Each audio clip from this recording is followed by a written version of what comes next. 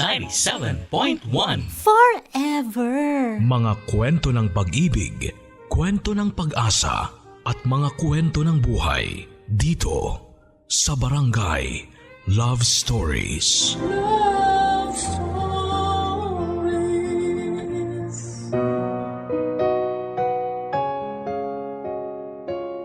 Ang sabi nila ay mahalaga sa buhay ng tao ang pagkakaroon ng kaibigan.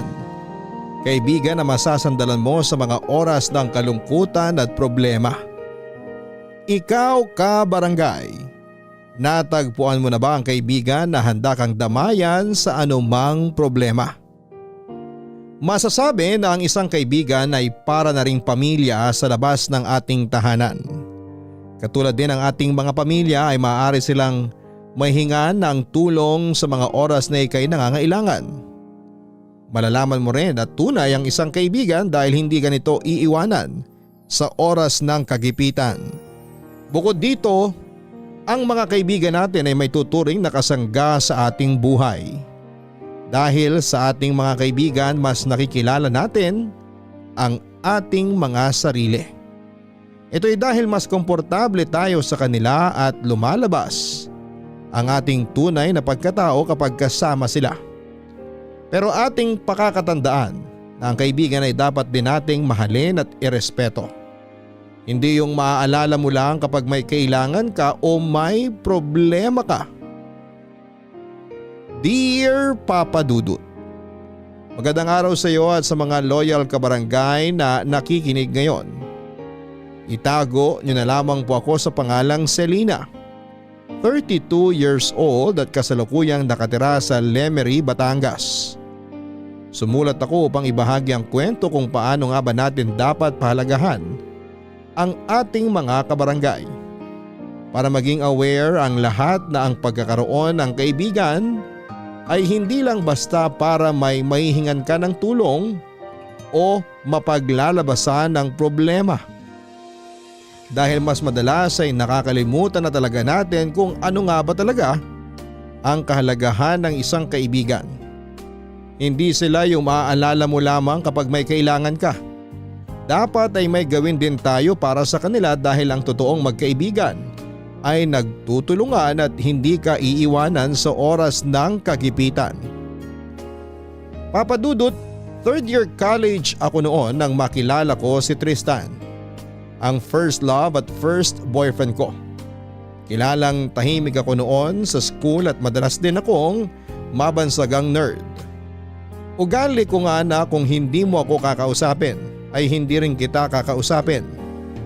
May mga iilan akong kaibigan pero dahil sobrang seryoso ko sa pag-aaral noon ay walang nagtatagal na kaibigan sa akin. Ang sabi nila ay wala na raw akong inatupag kundi ang mag-aral. May mga pagkakataon pa na lagi akong nasasabihan na killjoy dahil hindi man lang ako marunong maka-appreciate ng joke. At mas madalas pa na puro pag-aaral ang inaatupag ko kesa sumasama sa kanila para gumimik.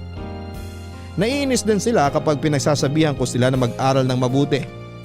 Dahil nga doon ay tinanggap ko na lamang na gagraduate akong walang kaibigan. At magiging malungkot ang college days ko katulad noong high school ako. Pero nagbago ang lahat nang makilala ko si Tristan, ang basketball varsity player ng aming school noon. Hindi siya kagwapuhan pero malakas ang datingan niya dahil na rin sa husay nitong pumorma. Hindi naman lingid sa akin kung sino siya at ano siya sa school. Sadyang wala lang talaga akong pakialam sa ibang tao noon. Dahil ang importante lang naman sa akin ay ang makagraduate ako ng matiwasay. Pero hindi nga ganon kaganda ang simula ng pagkakakilala namin ni Tristan. Lalo pa at nananahimik lamang naman akong nakaupo sa may bleachers at busy sa pagbabasa ng libro noon nang bigla niya akong aksidenteng natamaan ng bola sa mukha. Pakiramdam ko nga na mga oras na yun ay umikot ang paningin ko at nayanig ng bonggang-bongga ang utak ko.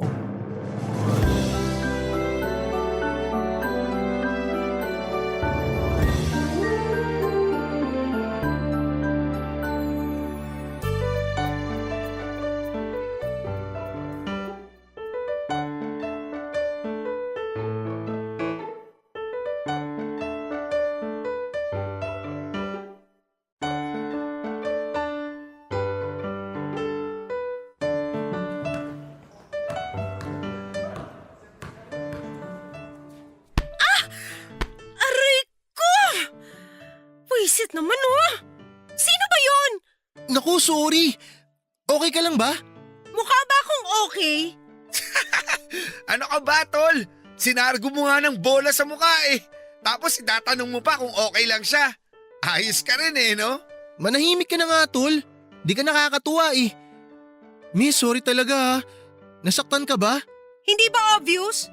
Nabali mo nga yata ilong ko eh. Sorry, di ko talaga sinasadya. Napalakas kasi yung hagis ko ng bola. Ano pa nga ba? Kung bakit ba naman kasi dito mo napiling pumwesto para magbasa ng libro? Di mo ba nakikitang nagpa-practice kami? May library naman ah. Doon ka magbasa. Eh dito ko gusto magbasa eh. May magagawa ka? Nagsasuggest lang naman ako ah. Para wala ng bola na tatama sa mukha mo. Tama na nga sabi, tol eh. Alam mo di ka nakakatulong. Tristan, ikaw na kumausap sa babaeng yan. Pag di ako nakapagpigil, baka ako pa bumato ng bola sa mukha niya eh. Bahala nga kayo mag-usap. Pasensya ka na sa tropa ko ha. Ganun lang talaga yun. Di ko naman tinatanong. Ang sungit mo naman. Nagsorry na nga ako eh. Wala akong paki sa sorry mo. Jack ka na nga! Teka, wag ka munang umalis. Nakita ko kasi kung gaano kalakas yung pagtama ng bola sa'yo eh. Baka nahihilo ka o may iba pang masakit sa'yo. Nahilo ko, malamang. Ikaw ba naman tamaan ng bola sa mukha eh? Sa'yo ko kaya gawin? Sorry talaga. Halika, daling kita sa klinik. Hindi na! Ay, naalog yung utak ko dun ah. Magiging bobo pa yata ako. Teka, pauwi ka na ba? Hatid na kita. Para naman makabawi ako sa'yo. Hindi na nga. Sa library lang naman ang punta ko. Sige, hatid na kita ron. Mukha ko lang ang tinamaan, hindi pa ah. Bakit ba ang sungit mo? Nakikipagkaibigan lang naman ako eh. Kaibigan? Tapos pag nagkagipitan, magsisipulasan kayo ng takbo? Uy, hindi naman ako ganun. Mabait ako. Ganyan din sinabi nila sa akin dati eh, pero ano? Iniwan lang din nila ako. Lalim naman ang hugot mo. Sino ba yun? Wala ka na ron. Tsaka bakit mo ba ako sinusundan? Hatid na kasi kita. Baka bigla ka mahilo o kaya himatayin ka. Walang sasalo sa'yo kung di kita susundan. Nakikita mo ba yung future? Hindi. Bakit? Astig kasi mga prediction mo. Ano ba yan? Ngayon naman binabara mo ako. Eh lubayan mo ako kung ayaw mong mabara lalo. Bakit ba ang sungit mo? May regla ka ba? Hoy! Excuse me. Tapos na ang menstruation cycle ko. Pwede ba? Lumayas ka sa harapan ko? Eh di dito na lang ako sa likod mo. Ano ba? Di mo ba talaga ako tatantanan? Gusto ko nga kasing makipagkaibigan sa'yo kaya hindi kita tinatantanan. Ako nga pala si Tristan. Di ko tinatanong. Sus? Ikaw, ano bang pangalan mo? Wala ka na ron. Patingin nga. Hoy! Bitawan mo nga yung ID ko! Nice to meet you, Selena. Sige, maiwan na kita ah. Papa Dudut, hindi ko akalain na sobrang kulit pala niya at hindi kanya titigilan hanggat hindi niya nakukuha ang gusto niya. Pero dahil nga sa pangyayari na yon ay naging simula yon ng pagkakaibigan namin ni Tristan. Habang tumatagal din ay unti-unti ko siyang nakikilala. Madaldal siya at may pagkakwela. Yung tipong matatawa ka na lamang at maiinis sa kanya dahil kadalasan nga sa mga biro niya ay corny. Pero pala kaibigan din siya kaya naman halos lahat yata ng mga estudyante sa school ay kasundo niya. Sa araw-araw nga na palagi kaming magkasama noon ay hindi ko na napigilan ang sarili ko na mahulog ang loob sa kanya. Pero minabuti kong itago ang nararamdaman ko dahil sa takot na layuan niya ako at i-reject niya ako, Papa Dudut. Ayaw kong isugal ang pagkakaibigan namin dahil lang sa namumuo kong feelings para sa kanya. Isa pa ay kontento naman ako na magkaibigan lamang kami, at least ay malaya ko siyang nakakausap at nakakasama.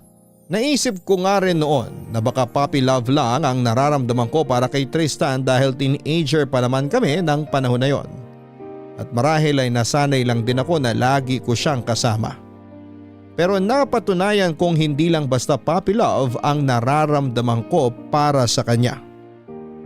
Noong isang araw ay pinakilala niya sa akin ang babaeng nililigawan niya na taga-kabilang section. Halos maiyak ako noon sa hindi ko malamang dahilan. nasaktan ako sa kaalaman na hindi na lang ako ang babaeng magiging malapit sa kanya. Na may iba nang pwedeng magmay-ari ng atensyon niya na dati ay sa akin lang niya ibinubuhos. Pero hindi naman ako tumutol sa love life niya kahit pa nasasaktan ako. Bagkos ay sinuportahan ko siya sa mga paandar niya sa panliligaw dito hanggang sa tuluyan na nga niyang napasagot ang babaeng nililigawan niya. Wala rin naman akong nagawa dahil magkaibigan lamang kami at mas pinili ko na lamang na maging masaya para sa kanya. Pero wala pa nga halos 2 buwan noon, Papa Dudut, ay naghiwalay sila ng girlfriend niya. Ang kwento niya sa akin ay may boyfriend pala ang girlfriend niya na nag-aaral sa kabilang school. Saksi ako sa pagiging malungkot niya noong naghiwalay sila. At bilang supportive na kaibigan ay dinamayan ko siya, Papa Dudut.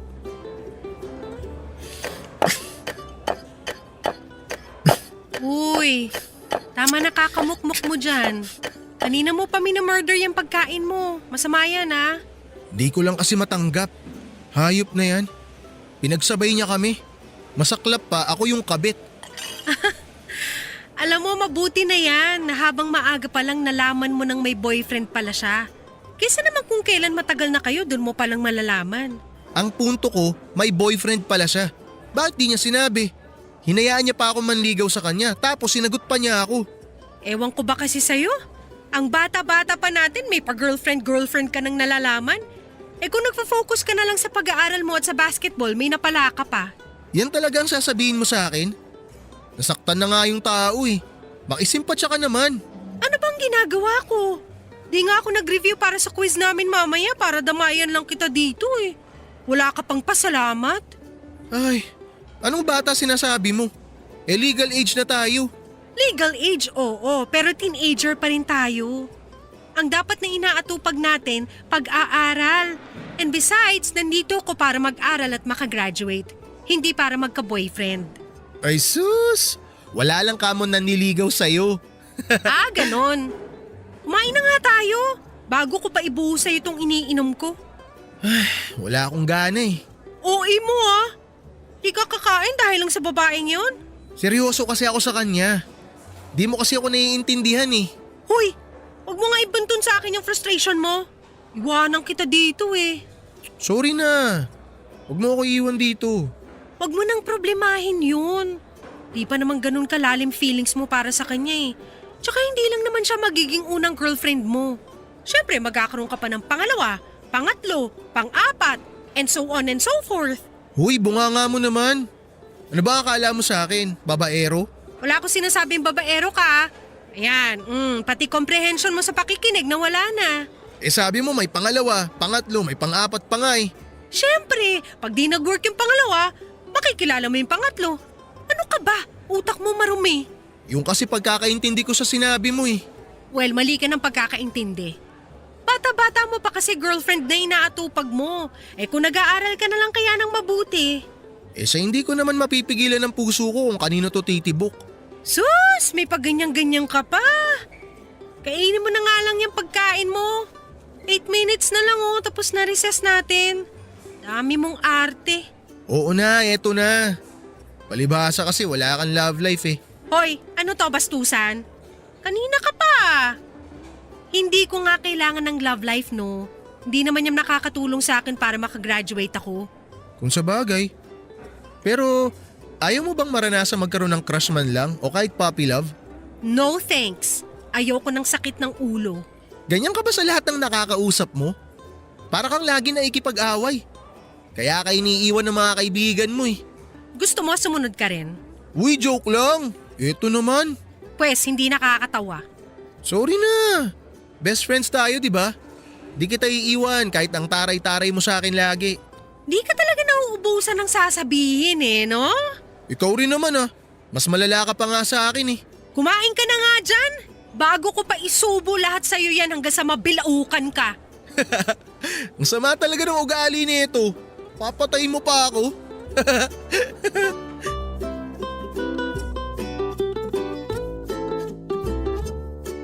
Papa Dudut, ginawa ko ang lahat para maibsan ang lungkot na nararamdaman niya at sa sandaling panahon nga lang ay naging maayos din siya. Na hindi ko naman pinagtakhan dahil bata pa nga naman kami noon at hindi pa talaga seryoso sa mga ganung bagay. Dahil nga doon ay bumalik na kami ulit sa dati na kami lang halos ang magkasama at magkausap.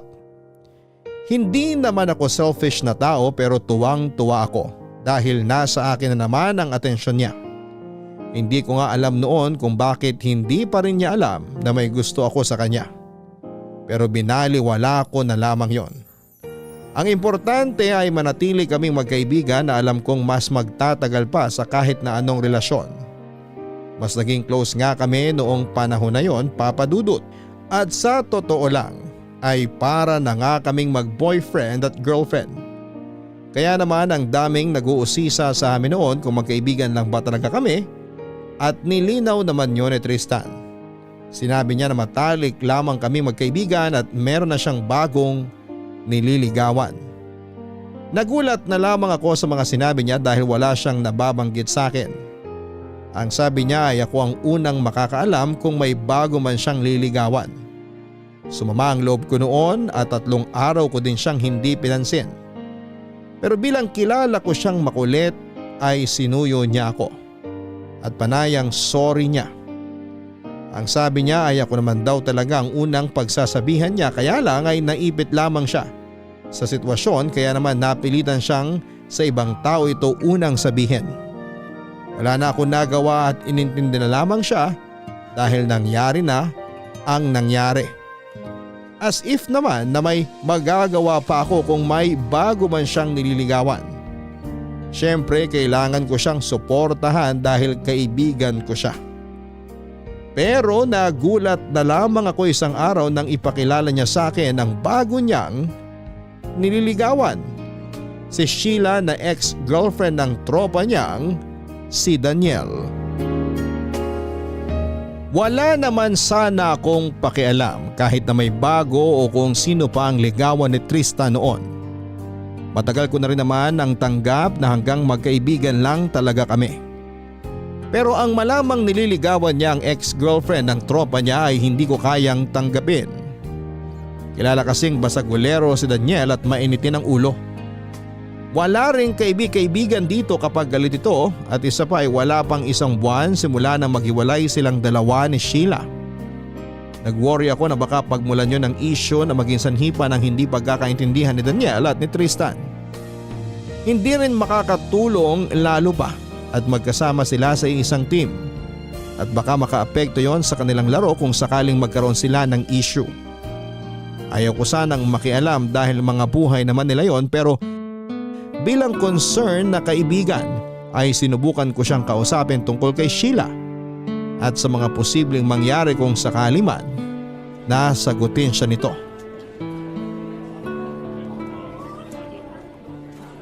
Seryoso ka ba talaga? Si Sheila yung nililigawan mo? Oo nga. Pinakilala ko na nga siya sa'yo, di ba? Pero bakit si Sheila? Ang dami namang iba dyan. Bakit? May problema ba sa kanya? Ex-girlfriend siya ni Daniel, tropa mo. Ex nga, di ba? Ibig sabihin, hiwalay na sila. Tsaka gustong gusto ko si Sheila. Matagal na. Ay, sumasakit ulo ko sa'yo. Hindi naman kayo close ni Sheila para ligawan mo siya. Ano, niligawan mo kasi maganda? Hindi, ano ka ba? Matagal na ako may gusto kay Sheila. Payong kaibigan lang. Baka kapag sinagot ka ni Sheila, magkaroon ng issue sa inyong dalawa ni Daniel. Isa pa, gusto mo ba na pag-usapan kayo ng buong school na ex-girlfriend ni Daniel nililigawan mo? Bakit? Eh ano naman kung si Sheila ang nililigawan ko? Ano bang problema kung ex siya ni Daniel? Kailan lang sila naghiwalay? Wala pa ngang 1 buwan tapos nanliligaw ka na? Ano ngayon kung wala pang 1 buwan? Wala naman akong pakialam dun eh. Basta wala akong ginagawang masama. Ang masama kung niligawan ko si Sheila habang sila pa. Ang pangit kasing tingnan. Nagigets mo ba? Para naghintay ka lang ng chance para maligawan mo siya. Bantay sa lakay, ganun. Kaibigan ba kita o ano? Ba't di mo man lang ako suportahan? Suportahan? Paano kita susuportahan kung alam kong pwede itong maging cause ng pag-aaway niyo ni Daniel in the future? Alalahanin mo, nasa iisang basketball team kayo.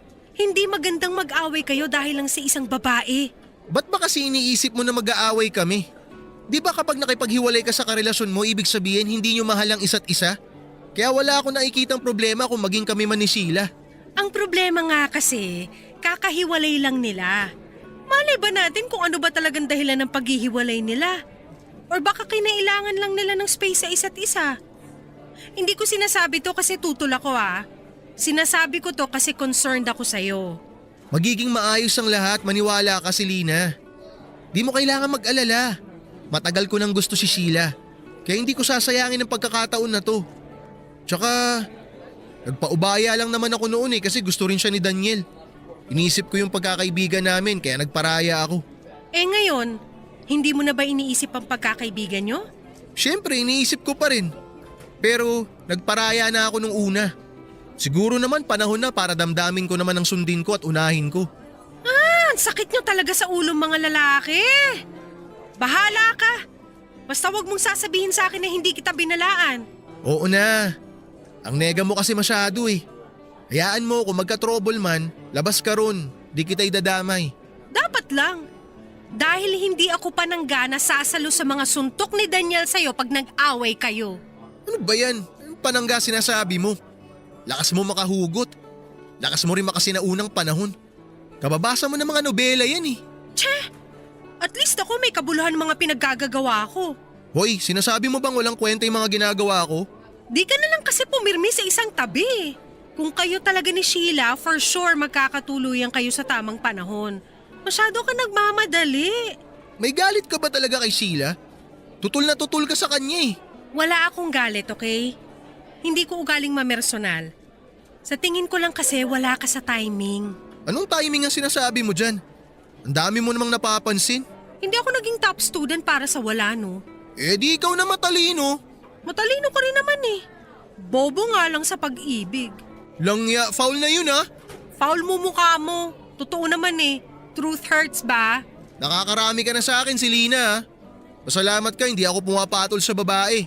Di raw napatol. Lagi mo nga akong inaasar. Lambing ko lang yun sa'yo. Hanip na paglalambing yan. Sa'yo na. Pikon. Lolo mo, pikon. Sorry na. Best friends tayo, di ba?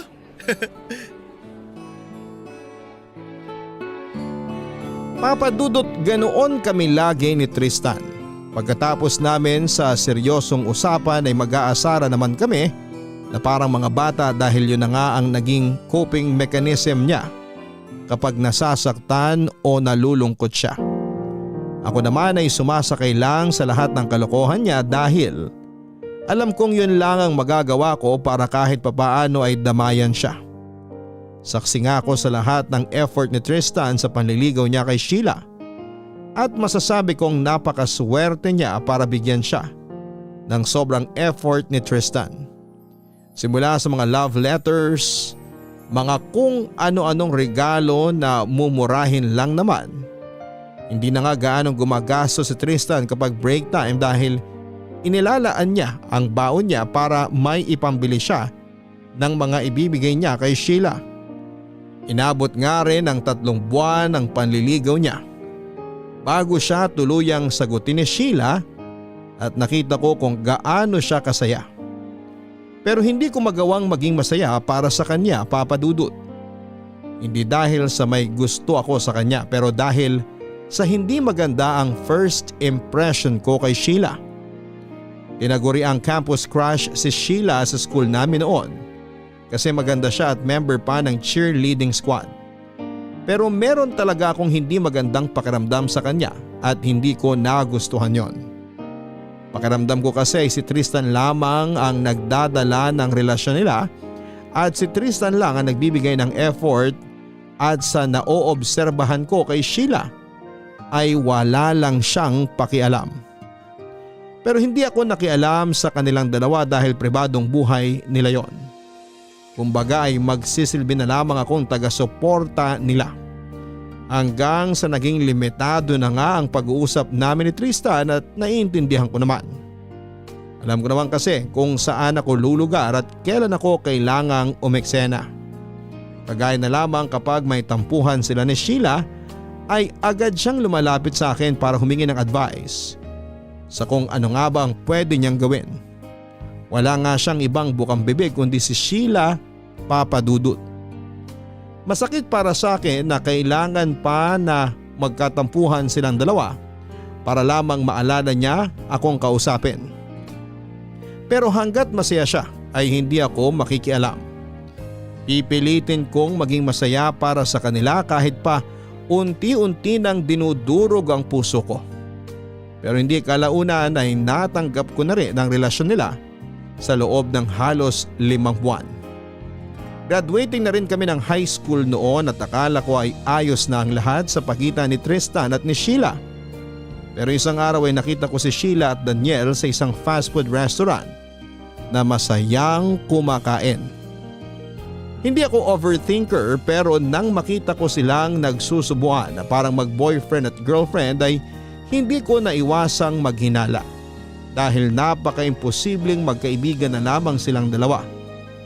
Close na close kami ni Tristan pero hindi naman namin naranasang magsubuan ng pagkain.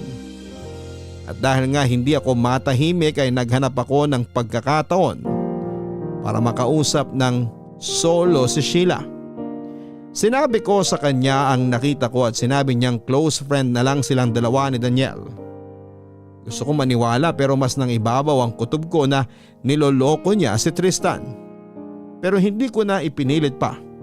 Na umamin siya lalo pa at wala naman akong ibang matibay na ebidensya na nagloloko nga siya. At dahil nga sa ginawa kong pagkumpronta sa kanya ay nabaliktad ang sitwasyon namin. Sa kauna-unahang pagkakataon ay nagtalo kami ni Tristan dahil nakipaghiwalay na raw sa kanya si Sheila.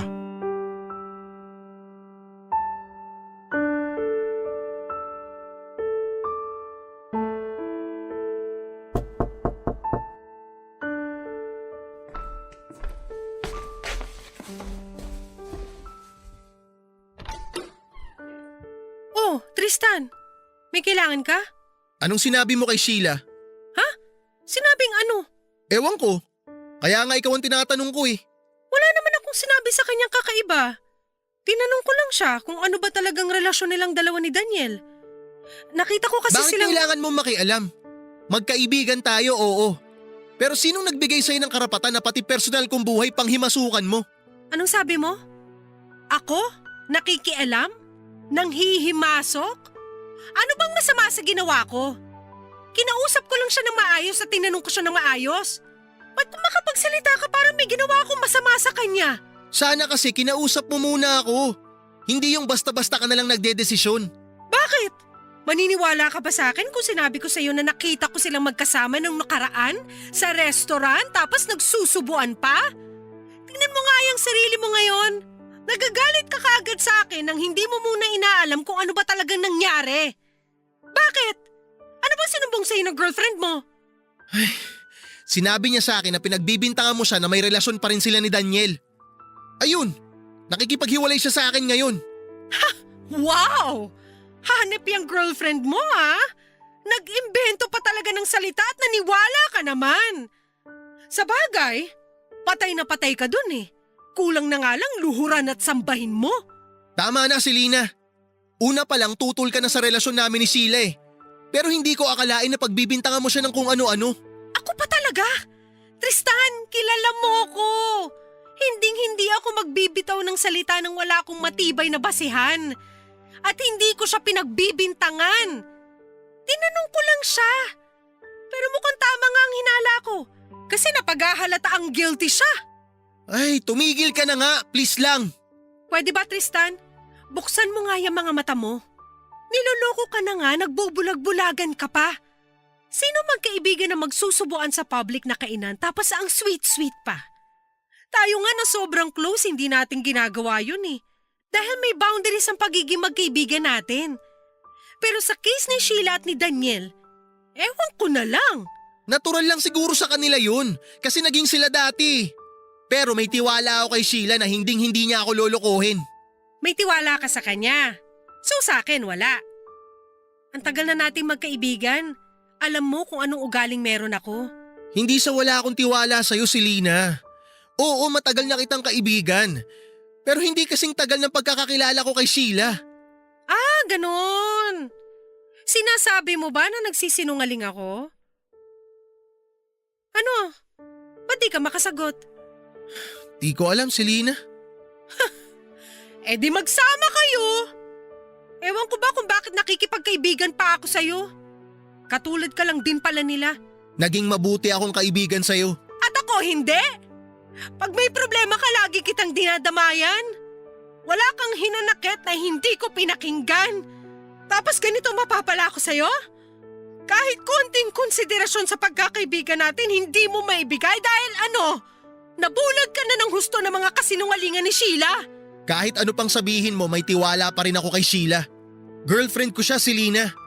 Kung sasaktan o pagbibintangan mo siya, parang sa akin mo na rin ginawa yun. Sana hindi ka na lang lumapit at nakipagkaibigan sa akin. Para hindi ako nasasaktan ng ganito ngayon. Para hindi ko kailangan depensahan yung sarili ko sa bintang na hindi naman totoo. Sorry. Pero kung sana di ka nakialam, di tayo aabot sa ganito. Sana nga hindi na lang ako nakialam. Sana hindi na lang ako naging concerned sa'yo kasi hindi mo man lang na-appreciate yun eh. Basta, Selena, sana hindi na maulit to ah. Talagang hindi. Dahil simula sa araw na to, wala na akong pakialam sa'yo. Magpakatanga ka hanggat gusto mo.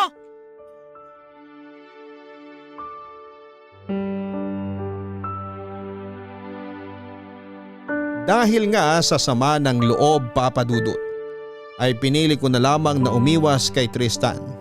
Bukod sa sama ng loob ay galit din ang nararamdaman ko, Papa Dudut, ng mga panahon na yon. Hindi ko kasi sukat akalain na ganon kadali sa kanya ang husgahan at akusahan dahil lamang sa maling sumbong sa kanya ni Sheila. Pakiramdam ko nga ay parang ibinasura na lamang niya basta ang pinagsamahan namin, ang pagkakaibigan namin. Pero dahil nga iisa lamang kami ng school na pinapasukan ay hindi maiwasang magkasalubong at magkita kami. Magkatinginan man kami ay agad kaming nagbabawi ng tingin dahil sa sobrang pagkailang namin sa isa't isa. Ang masakit pa ay hindi man lang nag-effort si Tristan para gumawa ng paraan kung paano kami magkakabati. As if wala siyang pakialam kung masira na ng tuluyan ang friendship namin. Naisip ko naman na kung ako ang unang magpapakumbaba ay para ko na ring inamin na totoo ang binibintang ni Sheila sa akin. Pakiramdam ko nga din ay ako lang ang nagpapahalaga sa pagkakaibigan naming dalawa. Tinitimbang ko ang sarili ko kung ako ba ang unang makikipag-usap o hihintayin ko siya na unang makipag-usap at makipagbati sa akin, Papa Dudut. Papa Dudut, napagpasyahan ko nga na hindi na lang siya pansinin at matagal-tagal din kaming hindi nag-usap ni Tristan na umabot din ng halos 2 buwan. At sa loob ng 2 buwan ding yon ay nagpatuloy ang relasyon nilang dalawa ni Sheila. Ang akala ko pa naman noon ay iba si Tristan sa lahat ng tao na naging kaibigan ko, pero nagkamali pala ako ng akala. Iiwanan din pala niya ako sa huli kapag nagkagipitan na. At kung kailan nga napagdesisyonan kong putulin na ang pagkakaibigan naming dalawa ay tila ba pinaglalaroan ako ng tadhana. Isang araw ay nagkagulo sa covered court ng school namin at nakita kong nagkasuntukan si Daniel at si Tristan. Wala man lang nag-abalang umawat sa kanila, kaya naman ako na mismo ang lumapit at umawat sa kanilang dalawa. Pero kahit ako ay hindi sila nagawang pigilan. Natigil lamang sila ng isang teacher na ang umawat sa kanila at dinala sila sa guidance office. Sinundan ko agad sila at naghintay ako sa labas ng office, at matapos silang kausapin ng guidance counselor ay sinamantala ko na ang pagkakataon para makausap si Tristan. Tristan, Oh, Selena. ano bang pinag-awayan niyo ni Daniel? Wala yun. Galit ka pa rin ba sa akin? Hindi. Sorry kung napangunahan kita. Sorry kung feeling mo nangihimasok ako sa private life mo. Nag-aalala lang naman kasi talaga ako sa'yo. Hindi, Selena. Ako ang dapat na mag-sorry sa'yo. Ha? Bakit ikaw ang dapat mag-sorry? Nagpabulag kasi ako sa galit ko eh. Di ko naisip na ginagawa mo lang yun dahil kaibigan mo ako. Sorry kung napagsalitaan kita ng hindi maganda. Sorry din kung hindi ako nakinig sa'yo. Bakit? Ano ba talaga nangyari? Si Sheila, Anong ginawa niya? nakita ko kasi siya na hinalikan si Daniel sa pisngi. Tapos, anong ginawa mo? Tinanong ko siya. Sabi niya, nakipagbalikan na raw siya kay Daniel. Sinasabi ko na nga ba eh. Sorry Selena. Sorry kung hindi ako nakinig sa'yo. Naging matigas yung ulo ko. Para akong tanga. Wala na tayong magagawa. Nangyari na ang nangyari eh. Matuto ka na lang sana sa pagkakamali mo. Kakampi mo ako, Tristan. Huwag mo sanang pagdudahan lahat ng ginagawa at sinasabi ko para sa'yo. Oo, salamat. Kasi sa kabila ng mga nasabi ko sa'yo, pinatawad mo pa rin ako. Sinong may sabing pinatawad na kita? Hindi pa kita napapatawad, no? Ha? 1 linggo. Anong 1 linggo? 1 linggo mo akong ililibre ng pagkain para mapatawad kita. Sus, yun lang? Gusto mo 1 taon pa eh. Huwag kang mayabang. Hindi mumurahing pagkain lang ipapabili ko sa'yo. Baka naman mabutas bulsa ko niyan. Ay di tahiin mo. Hanep Namiss ko yung mga pambabara mo sa akin. Gusto mo gawin na rin kitang pambara. Huwag ka na magalit. Pumapangit ka eh. Kung pangit ako, ano ka pa kaya? Pero seryoso, sorry talaga. Huwag mo na lang ulitin. Tsaka sorry din. Dapat talaga, ikaw ang una kong kinausap, hindi siya. Huwag na tayo magsisihan. Importante, pareho na tayong nalinawan.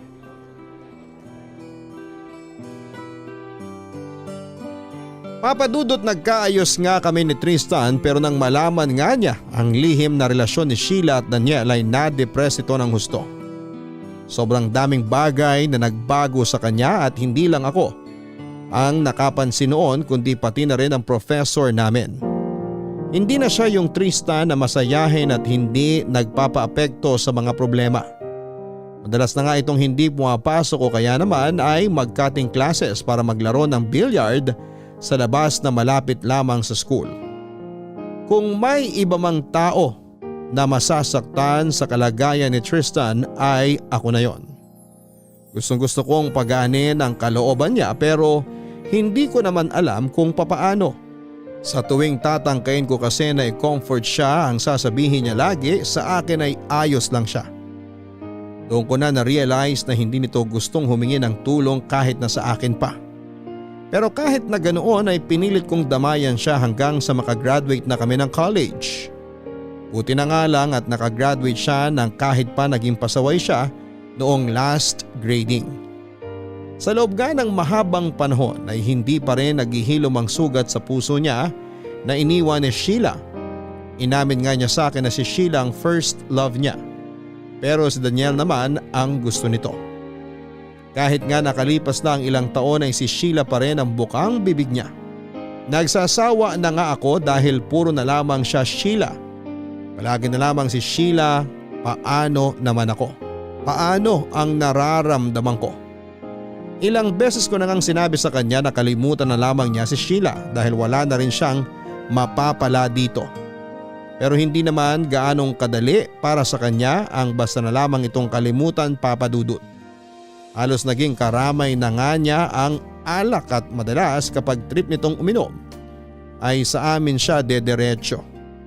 Wala namang problema sa pag-inom niya sa amin dahil kilala na siya ng mga magulang ko. Open na rin siya sa amin dahil malalaki naman na kami. Ugali rin kasi nito na kapag iinom siya ay gusto niyang may makakakwentuhan at sa bahay lang namin ang lagi niyang takbuhan. Minsan nga ay sila ni Papa ang magkainuman. Pero sa totoo lang ay nakakasawa na ring makinig sa mga kwento niya dahil puro tungkol kay Sheila lang naman ang sasabihin niya. Kaya nga madalas ay gustong gusto ko ng isampalang katotohanan sa kanya. Isang araw nga ay bigla naman siyang sumulpot sa bahay at may bitbit na alak, Papa Dudut.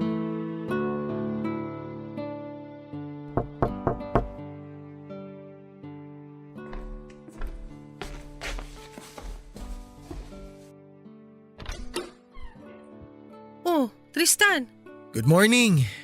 may bit-bit ka na namang alak ang aga-aga. Tara, kwentuhan. Balak mo bang gawing imbaka ng alak yung atay mo? Papapasukin mo ba ako o hindi? Eh di pumasok ka na. Ginawa mo na ng bar tong bahay namin eh. Mas gusto ko naman uminom dito kaysa sa totoong bar, no? Oo, nakahanap ka ng comforter eh. Maghintay ka dyan. Kukuha ako ng baso at pitchel. Salamat. Ano na naman bang problema mo? Wala lang. Gusto ko lang makipagkwentuhan sa'yo. Utot mo. Hindi ka naman pupunta rito kung wala kang problema. Wala na talaga ako may tago sa'yo, no? Basang-basa na kita na parang likod lang ng palad ko. Oh, ito na yung baso at pitchel mo. So anong problema? Nakita ko na naman sina Sheila at Daniel. Nakita ko sila kahapon dun sa palengke. Malapit lang ang bahay nila dun eh. Tsaka asahan mo na yun. Magsyota sila eh. Ang sakit lang kasi. Alam mo yun? Sa kabila ng lahat ng effort, sa pagmamahal na pinaramdam ko sa kanya, mas pinili pa rin niya si Daniel kaysa sa akin. Alam mo, maganda mong gawin. Mag-move on ka na lang. Kasi wala namang mangyayari sa'yo kahit magmukmuk ka pa dyan eh. Kasi hinding-hindi ka na babalikan ni Sheila.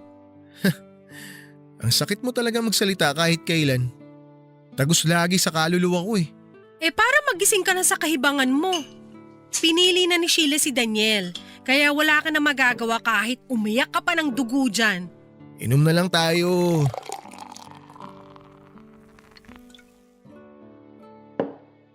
Oh, unang tagay sa'yo. Tigilan mo ako. Gusto mong masapak ka ni Papa. Idadamay mo pa ako sa pagiging lasinggero mo. Sige, bahala ka. Basta inalok kita ah. Alam mo hindi ako umiinom ng alak eh. Ubusin ko lang to tapos aalis na ako. Nasaan nga pala si na Tito?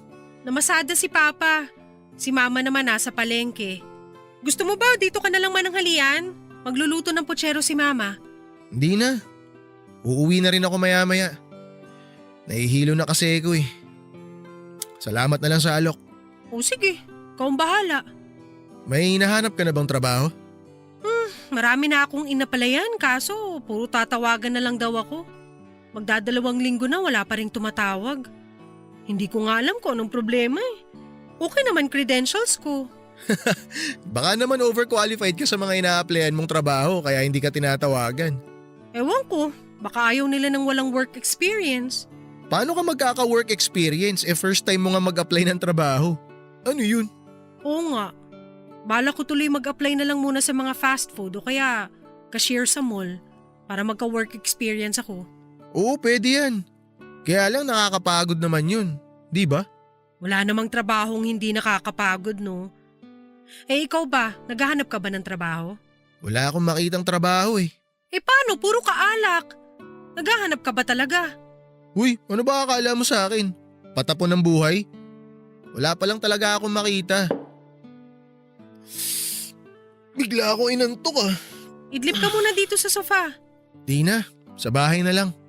O sige, ingat ka pag uwi. Salamat ah. Pasensya na, naistorbo kita. Drama mo. Sige na, magiging maayos din ang lahat. Nandito lang ako lagi para sa'yo. Naks! Salamat. Kung sana, naging ikaw na lang siya. Ha? Wala. Sige na, alis na ako. Pakilinis mo na lang tong kalat ko ah. Ano pa nga ba? Lagi naman akong tagaligpit ng kalat mo eh. Papadudot nang makaalis na siya ay hindi ko na napigilang malungkot. Halos dobleng sakit kasi ang nararamdaman ko sa tuwing nakikita ko siyang nagkakagano na tila wala nang pakialam sa kanyang sarili. Na yung lalaking minahal ko ay binabasura lang ng iba. Ilang beses ko na ngang naisip na ipagtapat na sa kanya ang nararamdaman ko sa pagbabaka sakali na mabaling sa akin ang atensyon at pagmamahal niya.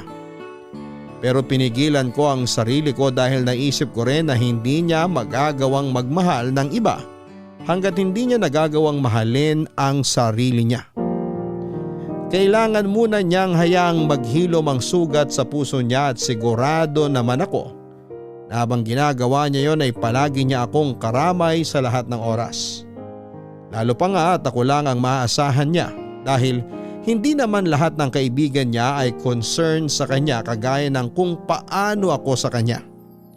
Wala rin naman siyang ibang mapagsabihan dahil sa akin lang siya nag-o-open ang lahat ng nararamdaman niya. Masasabi ko nga na lahat ng sekreto niya ay alam ko.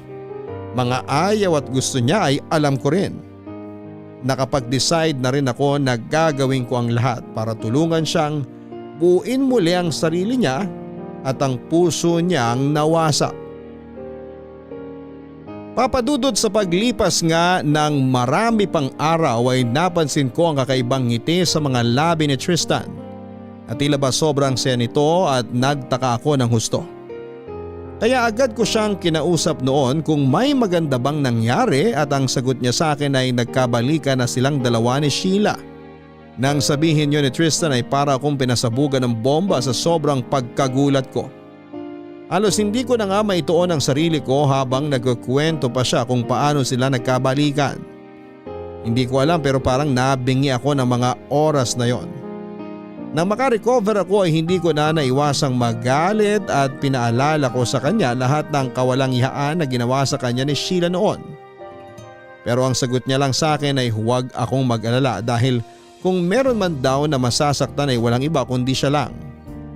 Mas lalo lang tumindi ang inis ko ng mga oras na yon dahil masyado siyang manhid. Hindi niya nakikita lahat ng effort ko para lamang maging okay siya. Sa sinabi nga niyang yon ay nawala na ako ng choice kundi ang aminin sa kanya kung ano ba talaga ang tunay kong nararamdaman. Hindi ko na rin kasi kayang manahimik na lamang habang paulit-ulit lang niyang ginagawang tanga ang sarili niya.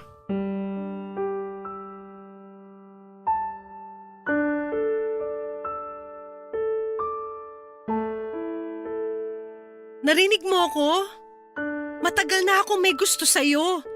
Kaya wag mong sasabihin sa akin na hindi ko alam ang nararamdaman mo. Na hindi ako nasasaktan pag nakikita kitang nasasaktan. Pero kailan pa? Parang napaka-imposible naman. Paanong imposible? Ni isang beses hindi ako nag-expect na magkakagusto ka sa akin. Ang taray tsaka ang sungit mo lagi sa akin.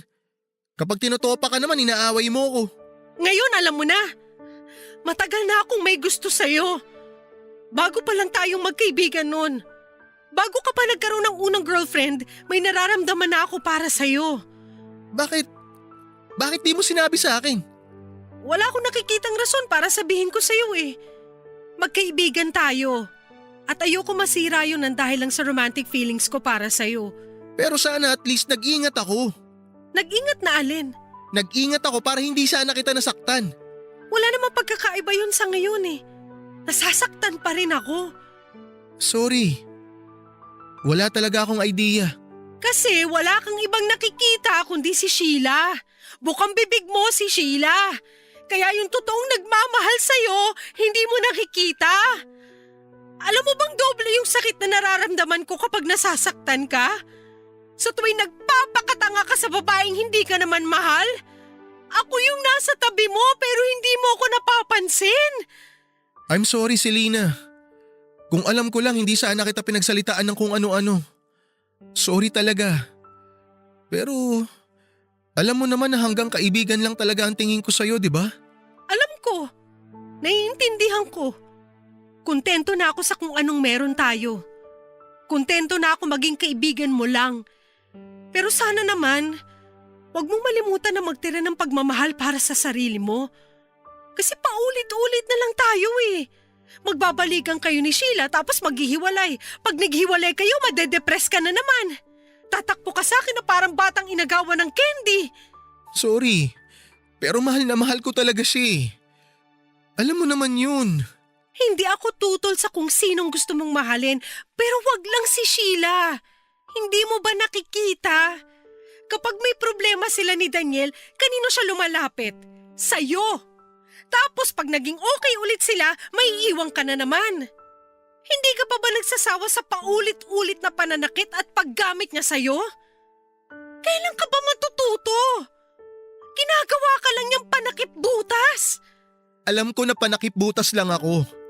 Pero ayokong sayangin yung pagkakataon na makasama ko siya. Kung kailangan ko masaktan at magpagamit ng paulit-ulit, gagawin ko. Ganun ko siya kamahal si Lina. Alam mo ba kung anong sinasabi mo? Tinatapon mo yung self-worth mo. You deserve someone better at hindi si Sheila yon. Hindi kita deserve si Lina. You're too good for me. Hindi mo talaga ako deserve. Pero utang na loob, ayusin mo naman ang sarili mo. Hindi na kita kilala. Hayaan mo na lang siguro ako. Baka sakaling pag nasaktan ulit ako, magising na talaga ako sa katotohanan. Pero sa ngayon, hayaan mo na muna akong managinip. Paano kita hahayaan? Nakikita ko kung paano mo sirain ang sarili mo. Oo, bata ka pa, pero may isip ka naman siguro. Magkaiba tayo, Selena. Puso ang umiiral sa akin, hindi utak. Fine. Pero itong tatandaan mo, Tristan. Wag na wag kang lalapit sa akin pag sinaktan ka niya ulit. Sawang-sawa na ako magpayo sa kaibigan na matigas ang ulo at hindi marunong makinig. Selena naman. O bakit? Pababayaan kita, kagaya ng gusto mo mangyari. Pero wala ka nang aasahan sa akin. Akala ko ba magkaibigan tayo? Di ba dapat sinusuportahan mo ko? Oo, magkaibigan tayo. Pero hindi ko susuportahan ng maling desisyon mo. Alam mo, Tristan, tanga ka noon, tanga ka pa rin hanggang ngayon. Oo nga, tanga na ako. Pero anong gagawin ko? Mahal ko talaga siya eh.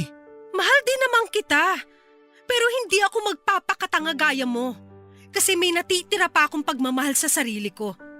Eh ikaw, binuhos mo lahat kay Sheila.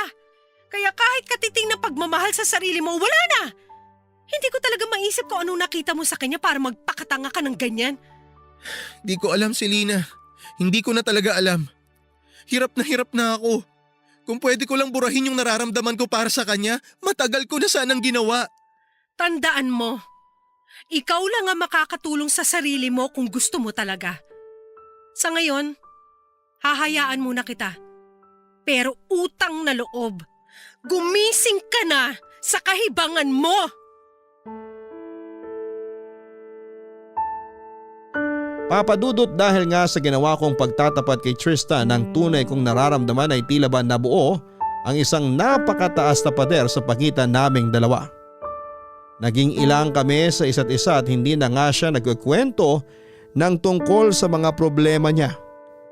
Hinahayaan ko na lamang siya at binigyan ng space dahil alam kong nabigla talaga siya ng husto sa ginawa kong pag-amin. Ang akala ko nga noon ay magtutuloy-tuloy na ang hindi namin pag-uusap. Pero nagulat na lamang ako isang gabi dahil bigla na lamang siyang sumulpot sa bahay namin at lasing na lasing at hindi ko mawarian ang itsura. Halata din na galing ito sa pag-iyak at agad kong naisip ang mga posibleng dahilan kung bakit siya nagkakaganon. Kaya naman nang sabihin nitong si Sheila ang problema niya ay hindi na ako nagulat. Pero mas nagulat ako nang sabihin niyang buntis ito pero hindi siya ang ama kundi si Daniel. Ikinuwento sa akin ni Tristan na hindi pa pala tumigil si Sheila sa pakikipagkita niya kay Daniel. Sa totoo lang, papadudod, hindi ko alam kung maaawa o maiinis ba ako sa kanya. Kasi ilang beses ko na siyang pinaalalahanan pero hindi naman siya nagtatanda.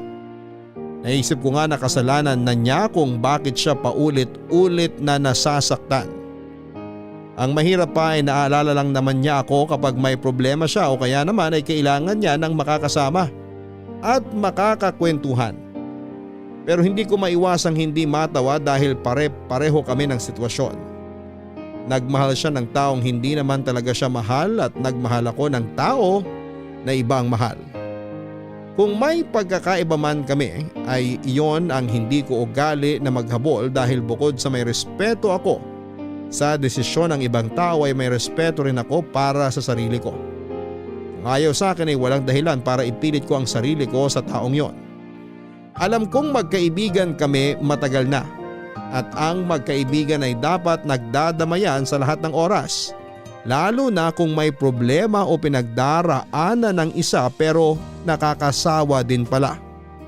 Nakakasawa na ang paulit-ulit na cycle ng kabaliwan niya sa isang babaeng hindi naman siya talaga mahal at worst ay ginamit lamang siya sa pansarili niyang interes. Pagod na rin akong tumulong sa taong wala namang ginawa para tulungan ng sarili niya. Naisip ko na kung gusto niyang magpakabaliw ay bahala siya sa buhay niya. Kaya naman tinapat ko na siya at sinabi kong sawa na ako na intindihin siya palagi, Papa Dudut.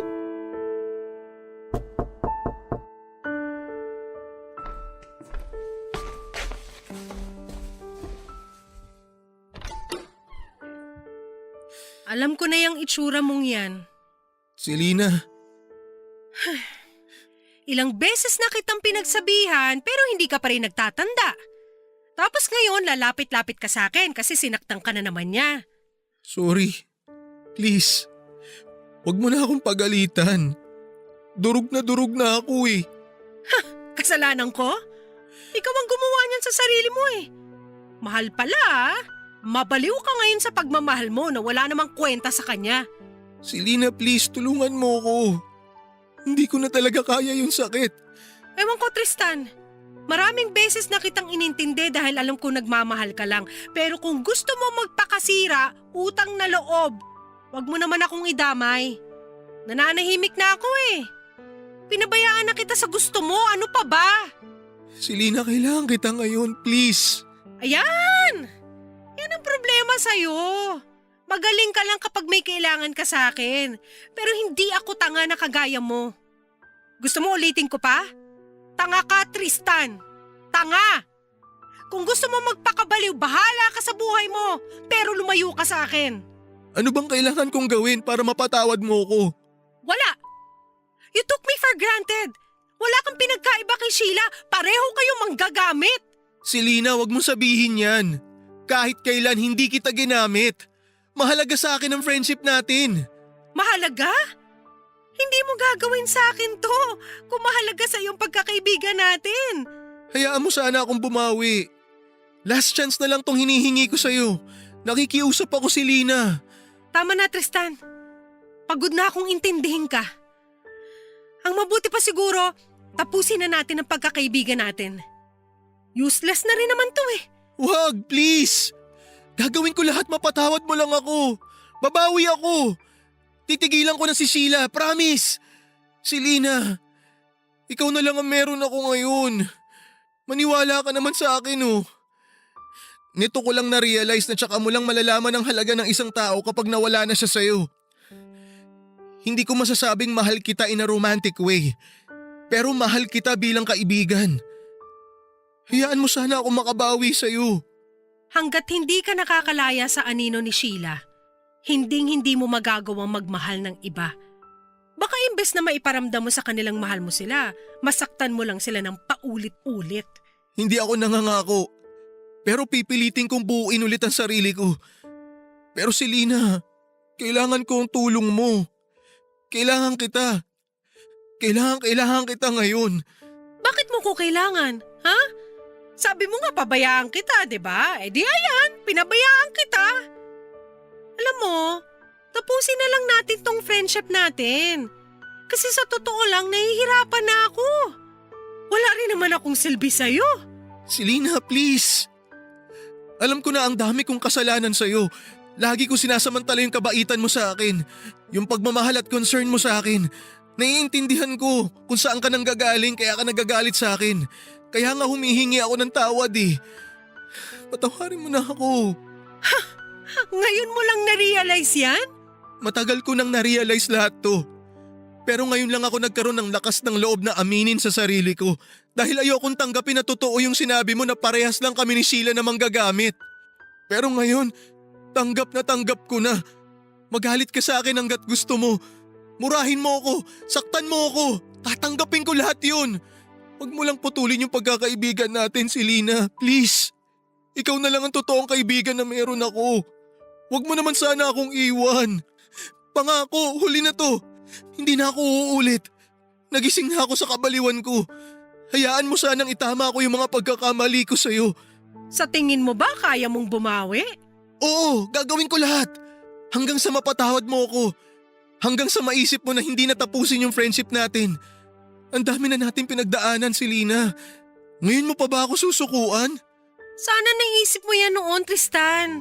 Sana naisip mo yan nung lagi pa akong nasa tabi mo. Pero lagi mo na lang akong tinitake for granted. Ano bang akala mo sa akin? Labasan lang ng mga problema mo, tapos pag okay ka na, baliwala na ako sa'yo? Hindi, Selena, hindi ganun. Sorry kung yun ang nararamdaman mo. Maniwala ka, mahalaga ka sa akin. Pero mas mahalaga sa'yo si Sheila kesa sa akin. Ganun ba? Ayos lang naman sa akin kung mas mahalaga siya. Kaya lang, maging patas ka sana sa mga judgment mo pagdating sa kanya at sa akin. Hindi yung alam mo na nga may mali siya, ito-tolerate mo pa. Tapos ngayon buntis si Sheila at si Daniel ang ama. Anong balak mo? Ipipilit mo pa rin yung sarili mo sa kanya? Magpapakatanga ka pa rin? Hindi, promise. Nagising na ako. Natauhan na ako, kaya please. Huwag mo naman i-give up yung friendship natin. Alam mo, ang saya ko nung naging kaibigan kita eh. Kasi akala ko iba ka sa kanila. Magkasundo nga tayo sa lahat ng bagay eh. Pero nagbago lahat nung naging girlfriend mo si Sheila. Hindi lang pakikitungo mo sa akin yung nagbago, pati ugali mo. Yung ugali mo na nagustuhan ko. Kontento na ako sa friendship natin pero kahit yun, inalis mo sa akin. Gusto kitang suportahan sa lahat ng oras pero nakakapagod din pala. Nakakapagod pala na walang nakaka-appreciate ng effort ko. Lalo ka na. Humihingi ako ng tawad. Sorry sa lahat, Selena. Sabihin mo sa akin kung anong pwede kong gawin para bumalik tayo sa dati. Gagawin ko lahat. Lahat-lahat. Hindi ko alam, Tristan. Ang nasa isip ko lang ngayon, makapagpahinga na yung puso ko. Kasi ang sakit-sakit mo mahalin. Pakiramdam ko, pati ako nauubos. Selena, please. Tulad nga ng sabi ko, ikaw na lang ang nag-iisang totoong kaibigan na meron ako. Huwag mo naman sanang gawin sa akin to. Ang haba na ng pinagsamahan natin, kaya please patawarin mo na ako. Handa akong bumawi. Kahit sa huling pagkakataon na lang, bubuin ko ulit ang sarili ko. Pero gusto ko sana na nasa tabi kita habang ginagawa ko yun. Magtiwala ka sana sa akin ulit. Selena, hindi ko nasisirain ang tiwala mo. Last chance na, please. Please, Selena. Ba't ba pinipilit mong bumawi sa akin? Disposable lang ako. Pwedeng-pwede ka maghanap ng bagong kaibigan. Babawi talaga ako sa'yo dahil mahal kita. Kaibigan kita eh. Tsaka ayokong humanap ng ibang kaibigan. Wala nang papantay sa'yo. Hindi ako makakahanap ng katulad mo. Pero hindi ko sinasabi yun dahil kailangan kita. Narealize ko talaga kung gaano ka kahalaga sa akin at kung gaano ako katanga na sinayang ko lahat ng effort mo para sa akin. Kaya nga gusto kong bumawi sa'yo ngayon. Hayaan mo naman ako na makabawi sa'yo. Please, huli na to. Pag di pa ako nagbago, sige. Hahayaan ko nang tapusin mo yung pagkakaibigan natin. Bahala ka. Pero hindi kita pinilit. Ikaw mismo ang nakiusap sa akin na bumawi. Oo, Selena, hindi mo ako kailangan pilitin. Talagang babawi ako sa'yo. Salamat. Salamat talaga. Promise, hindi ko sasayangin tong chance na binigay mo sa akin. Gawin mo. Hindi yung puro kasalita at puro pangako. Papadudot, gusto ko na lamang sanang tapusin na ang pagkakaibigan namin ni Tristan pero kagaya nga ng pinangako niya sa akin ay ginawa niyang lahat para makabawi sa akin. Wala siyang ginawa kundi ang suyuin ako at mag-sorry sa akin. Pero naitanong ko sa sarili ko na bakit ngayon lang. Kung kailan handa na akong bitawan siya. At dahil mahal ko pa rin siya at marami na rin kaming pinagsamahan ay binigyan ko siya ng chance para bumawi sa kahuli-hulihang pagkakataon. Pero hindi na ako umasa na mapapalitan ko ang lugar ni Sheila sa puso niya dahil may kasabihan nga na first love never dies. Matagal ko na rin namang tanggap na wala ng pag-asa na lumagpas kami sa pagiging magkaibigan. Sa paglipas nga ng panahon ay unti-unti na kaming bumalik sa dati. Masayahin na ulit si Tristan katulad ng kung paano ko siya nakilala. Lahat ng mga ugali na minahal ko sa kanya ay unti-unti ko nang nakikita ulit sa kanya. Masasabi kong namiss ko ang dating Tristan na minahal ko. Pero hanggang doon na lang yon dahil kontento na ako sa kung ano ang meron kami. Masaya na ako sa pagiging magkaibigan namin lalo pa at alam ko na mas magtatagal kami sa ganitong klase ng relasyon. Hanggang sa tuluyan na ngang naghilom ang mga sugat sa puso namin na naiwan ng nakaraan naming pag-ibig. Sa paglipas ng mga panahon ay natutunan na naming palayain ang mga sarili namin sa pag-ibig na hindi nakalaan para sa amin dahil sadyang hindi natuturuan ng puso kung sino ang gusto niyang mahalin. Hindi man kami itinadhana bilang kabiyak. Nang isa't isa ay tinadhana naman kami bilang matalik na magkaibigan na kahit kailanman ay hindi mabubuwag. Sa ngayon nga ay masaya na kami sa kanya-kanya naming pamilya at pawang may mga anak na rin kami. Pero ang pagiging magkaibigan namin ay mananatili hanggang sa huli naming hininga. At dito ko na nga po tinatapos ang kwento ng magulo, malungkot, masakit pero tunay na pagkakaibigan namin ni Tristan. Maraming salamat po kung ito man ang mapili po ninyong basahin ngayong araw. More power pa sa inyong programa. Ang inyong loyal kapuso at kabarangay, Selena. Maraming salamat Selena sa pagbabahagi mo ng iyong kwento, mga kabarangay.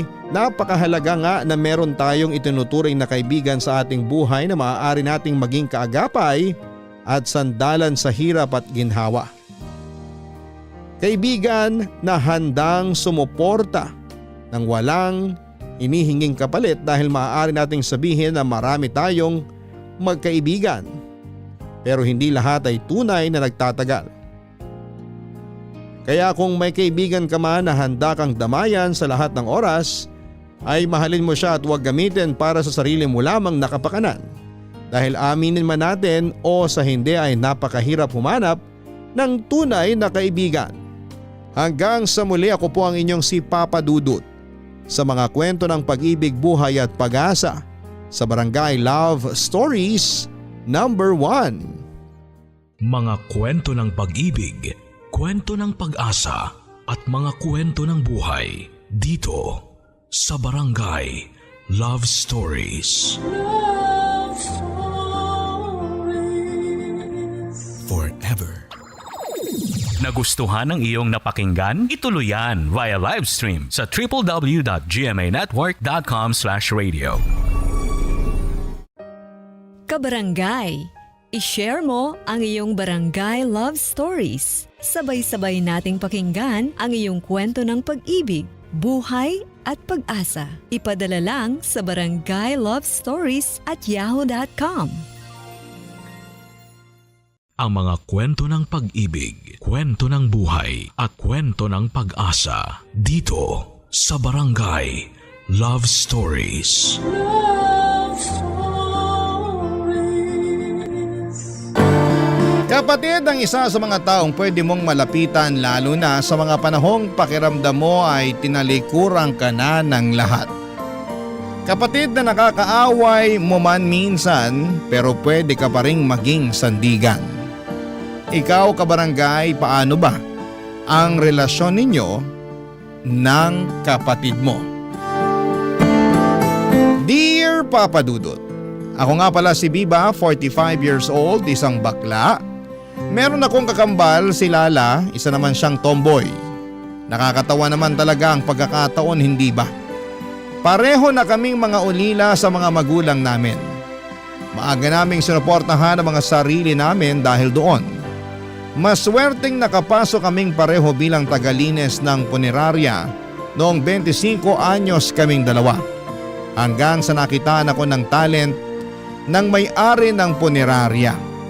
Magaling kasi akong mag-makeup, kaya kong i-match ang tamang eyeshadow at foundation sa naninigas at medyo paitim na mukha ng bangkay.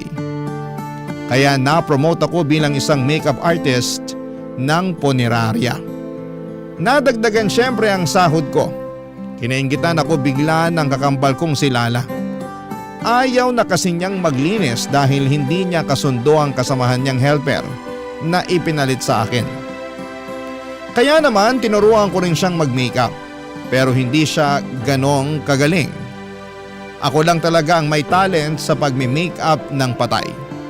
Kaya dinaan ko na lamang sa pakiusap ang boss namin na isama ko siya bilang assistant makeup artist. Ayaw tanggapin ng boss ko ang sinasabi ko pero nakiusap ako at sinabi sa kanya na mas maganda kung meron akong kasama para may taga sabi sa akin kapag may mali sa kulay na pinaghahalo-halo ko sa mga mukha ng mga patay. Sinabi ko nga rin na kailangan naming mapaganda ang mga bangkay dahil kung hindi baka 1-star review lang kami sa mga nagdadalamhating kamag-anak. Paano pa nila kami ire-recommend sa iba kung unang sili pa lamang sa kabaong ay hindi na nila nagustuhan, hindi ba? Pagkatapos noon ay napapayag ko na ang boss namin na maging assistant makeup artist ko si Lala. Hanggang sa lumagpas na kami ng 40. Kami pa rin ang magkasama, Papa Dudut.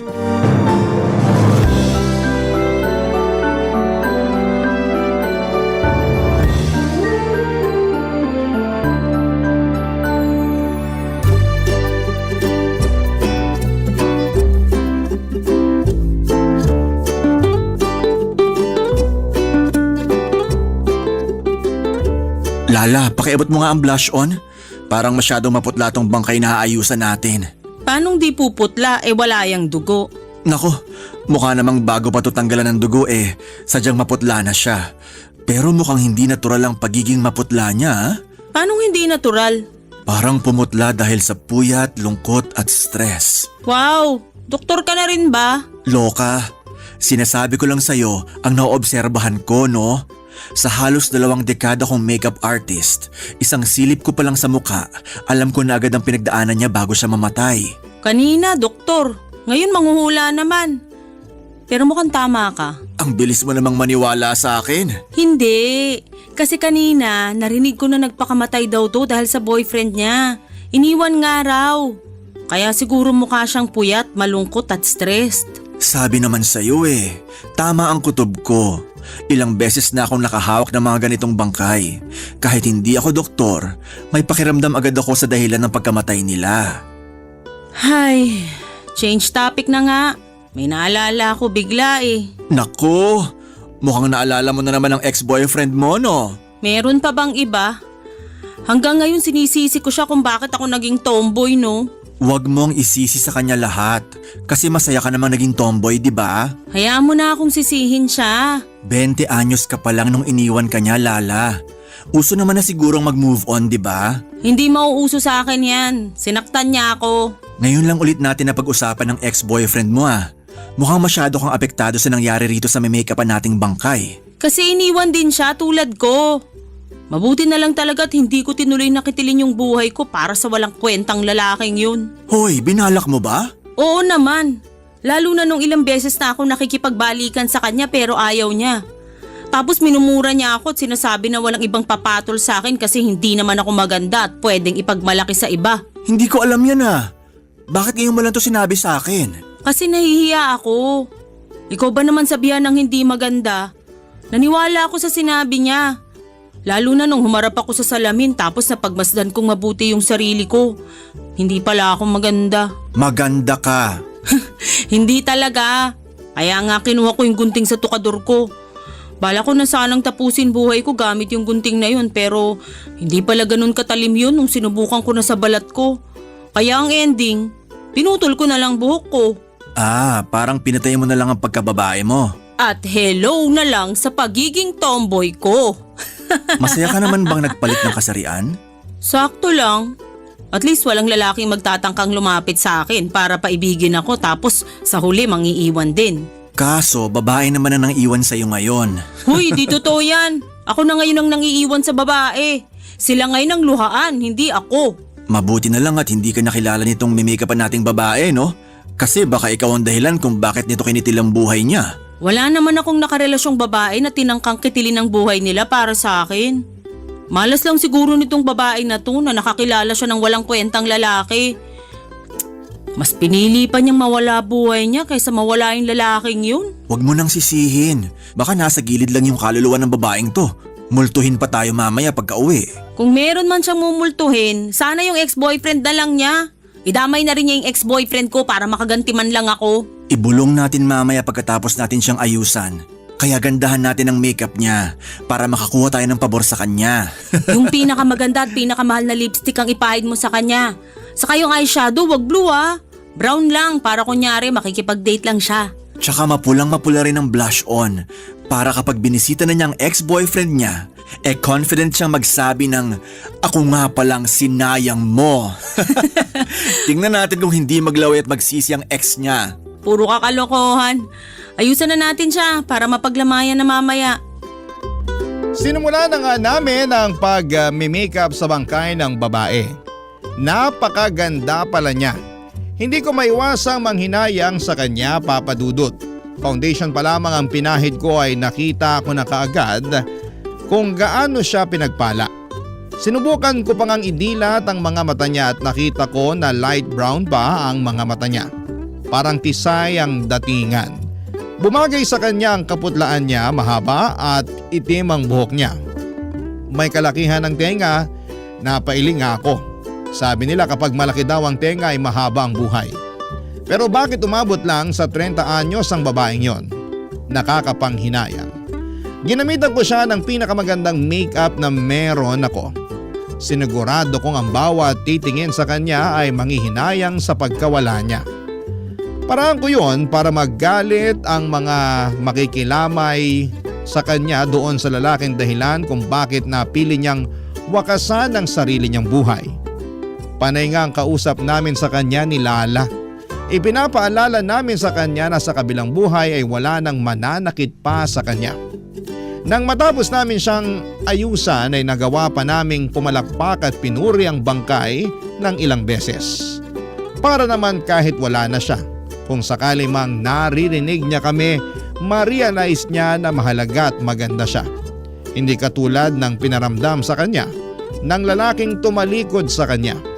Sana ibaunin niya yon sa kabilang buhay.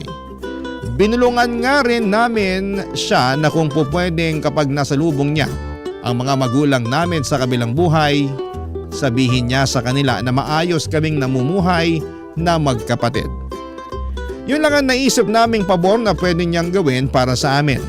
Makalipas nga ang ilang sandali ay kinuha ng bangkay at inihiga na sa kabaong. Naiwan naman kami ni Lala sa kwarto para ayusin ang mga nagamit naming makeup. Pagkatapos ay doon na rin kami nagmerienda ng hopyang baboy at mansanas. Hindi na kami maarte sa ganon. Doon talaga kami kumakain sa kwarto kung saan namin inaayusan ang mga patay. Nakasanayan na lang talaga namin. Lagi namang malinis ang kwartong yun, Papa Dudut.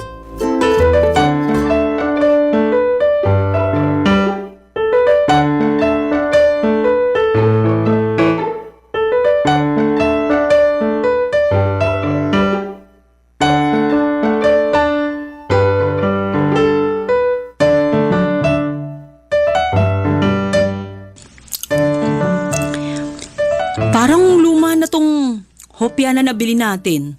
Lasang formalin. Nakatikim ka na ba ng formalin para sabihin yan? Hindi pa.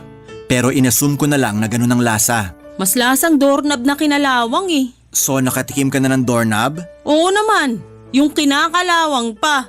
Pag tayo talagang magkasama, walang kwenta lagi ang usapan, no? Kaya nga tayo magkasundo dahil sa mga walang kwentang usapan natin eh. Alam mo, Lala, wag na lang pala. Ano yun? Huwag kang ganyan, huwag nang bibitin. Alam mong overthinker ako eh. Naalala ko lang kasi yung pinag-usapan natin kanina habang inaayusan natin yung babae. Alin dun? Yung tungkol sa ex-boyfriend mo. O tapos? Wag na nga lang. Nakakatakot ang kapaitan mo. Lasang-lasa sa boses mo eh. Sabihin mo na nga kasi. Sige na nga. Bakit hindi mo sinabi sa akin yung tungkol sa ex mo? Nagsabi naman ako noon ah. Oo, pero hindi kasing detalyado tulad nung kanina. Ay, hindi ko na nga rin kasi alam yung gagawin ko noon. Hindi ko alam sinong lalapitan. Paanong hindi mo alam kung sinong lalapitan? Anong tawag mo sa akin? Magkapatid tayo, di ba? Dapat sa akin ka lumapit at nagsabi. Hindi ko masabi sa'yo noon kasi kung natatandaan mo pa, magkaaway kayo ni tatay noon. Magkaaway? Di ba nga, nung 20 years old tayo, nagsimula ka ng magsuot ng damit pang babae ng lantaran? Hindi pa nga matanggap ni tatay na binabae ka tapos makikita pa niyang suot mo yung mga napaglumaang bestida ni nanay. Oo. Naalala ko na. Kinaladkad nga ako ni tatay sa peryahan nung nakita niyang nakabestida ako at nakalipstick. Napahiya ako roon sa crush ko ha. Pinunit pa nga ni tatay yung bestida ko sa harapan ng mga peryantes. Parang sila pa yung nahiya sa ginawa ni tatay sa akin. Pinalakad niya ako nakahubad pa uwi ng bahay. Tapos hindi na kita makausap noon, di ba? Kasi lagi ka na lang nakakulong sa kwarto.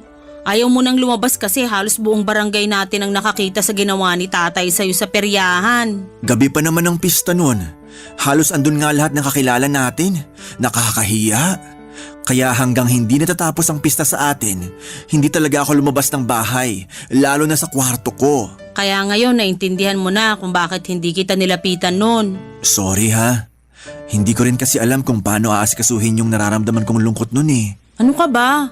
Parehas lang tayong malungkot noon. Buti nga ikaw hindi mo naisip na magpakamatay eh. Para kay tatay, kikitilin ko ang buhay ko? Nako, hindi lang siyang lalaki sa mundo. Sana nga yan din ang nasabi ko nun sa ex-boyfriend ko, no?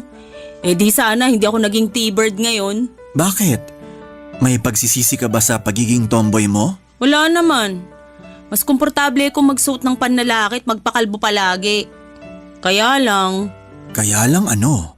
Kaya lang paminsan-minsan nakakaramdam ako ng lungkot. Kasi nung bata ako, nangarap akong maging ina. Paminsan-minsan, parang yung batang ako, bumubulong sa akin at nagtatanong kung may tsansa pa bang tuparin ko yung pangarap niya.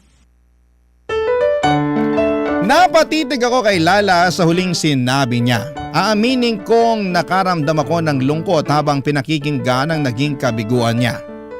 Alam kong tungkol sa pangarap niyang maging isang ina, sa akin niya yun unang sinabi eh. Sa akin niya unang sinabi ang mga gusto niya sa pagtanda. Nalungkot nga ako dahil nakalimutan ko na lahat ng yon. Mabuti na lamang at pinaalala niya. Tanda ko pa na naglalaro kami noon ng luto-lutuan habang binababad namin sa tubig ang mga bulaklak ng gumamela sa baon ng niyog. Sinabi niya sa akin na balang araw ay aaralin niyang magluto ng mga masasarap na ulam. Para raw mabusog niya ang mga magiging anak niya. Tinanong ko siya kung ilang anak ba ang gusto niya. Nakabungis-ngis siyang nagsabi na 7 raw ang gusto niya. Kailangang mas marami siyang maging anak na babae kesa sa lalaki. Ang rason niya ay mas madali raw kasing asikasuhin ang mga babae. Sinuportahan ko naman ang pangarap niyang yon. Sinabi ko pa sa kanya na tutulong ako sa paghihiwa ng mga rekado kapag magluluto na siya. Nangako kami sa isa't isa na hanggang pagtanda ay magkasama kaming dalawa. Magkasama na pinapalaki ang mga anak niya. Kita noon ang kasiyahan sa mukha ni Lala habang ini-imagine ang magiging buhay niya kapag naging isang ina na siya. Kaya lang ay hindi na yon nabigyan ng katuparan dahil winasak yon ng una at huling lalaking minahal niya. Kung merong mang natupad sa mga pangarap niya, yon ay ang magkasama kami hanggang sa pagtanda naming dalawa. Papa Dudut. Barangay Love Stories. Barangay Love Stories. Naging malaking parte ng buhay namin ang punerarya kung saan kami nagtatrabahong magkapatid.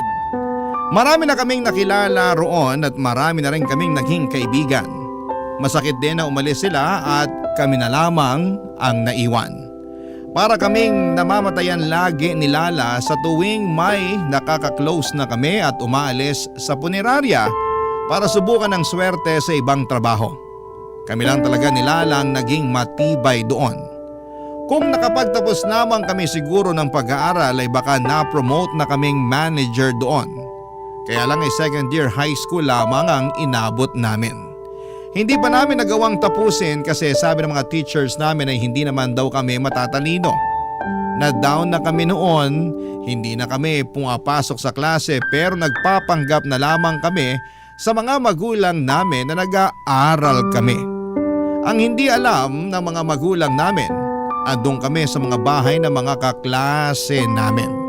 Naglilinis, binabayaran kami ng mga magulang nila para maging utusan at tagalinis. Nung nalaman nga ng mga magulang namin na hindi na kami pumapasok, nagalit po sila. Pero noong nalaman nila na nakakaipon kami dahil sa pangangatulong ay natuwa sila. Hinayaan na lang nila kaming mga tulong para may pandagdag pambili ng mga kailangan sa bahay. Nung nasakto na kami sa tamang edad ay nagtrabaho na kami bilang mga bantay ng tindahan o di naman kaya sa mga utusan sa bus terminal. Marami kaming pinasok na mga trabaho kahit na minor de edad lamang kami. Paraan namin yon para patunayan sa mga magulang namin na mas okay kung magtatrabaho na lamang kami kesa sa mag-aral. Doon pa lang nabatak na kami sa pagtatrabaho. Siguro'y naging paghahanda yon para sa amin dahil balak na palang kunin ni Lord nang sabay ang mga magulang namin. 23 anyos kami nang pumanaw ang mga magulang namin. Tiwala mga tao sa paligid namin na kahit naulila kami sa mga magulang, makakayanan naming mabuhay dahil alam nilang bata pa lamang ay madiskarte na kaming dalawa, Papa Dudut.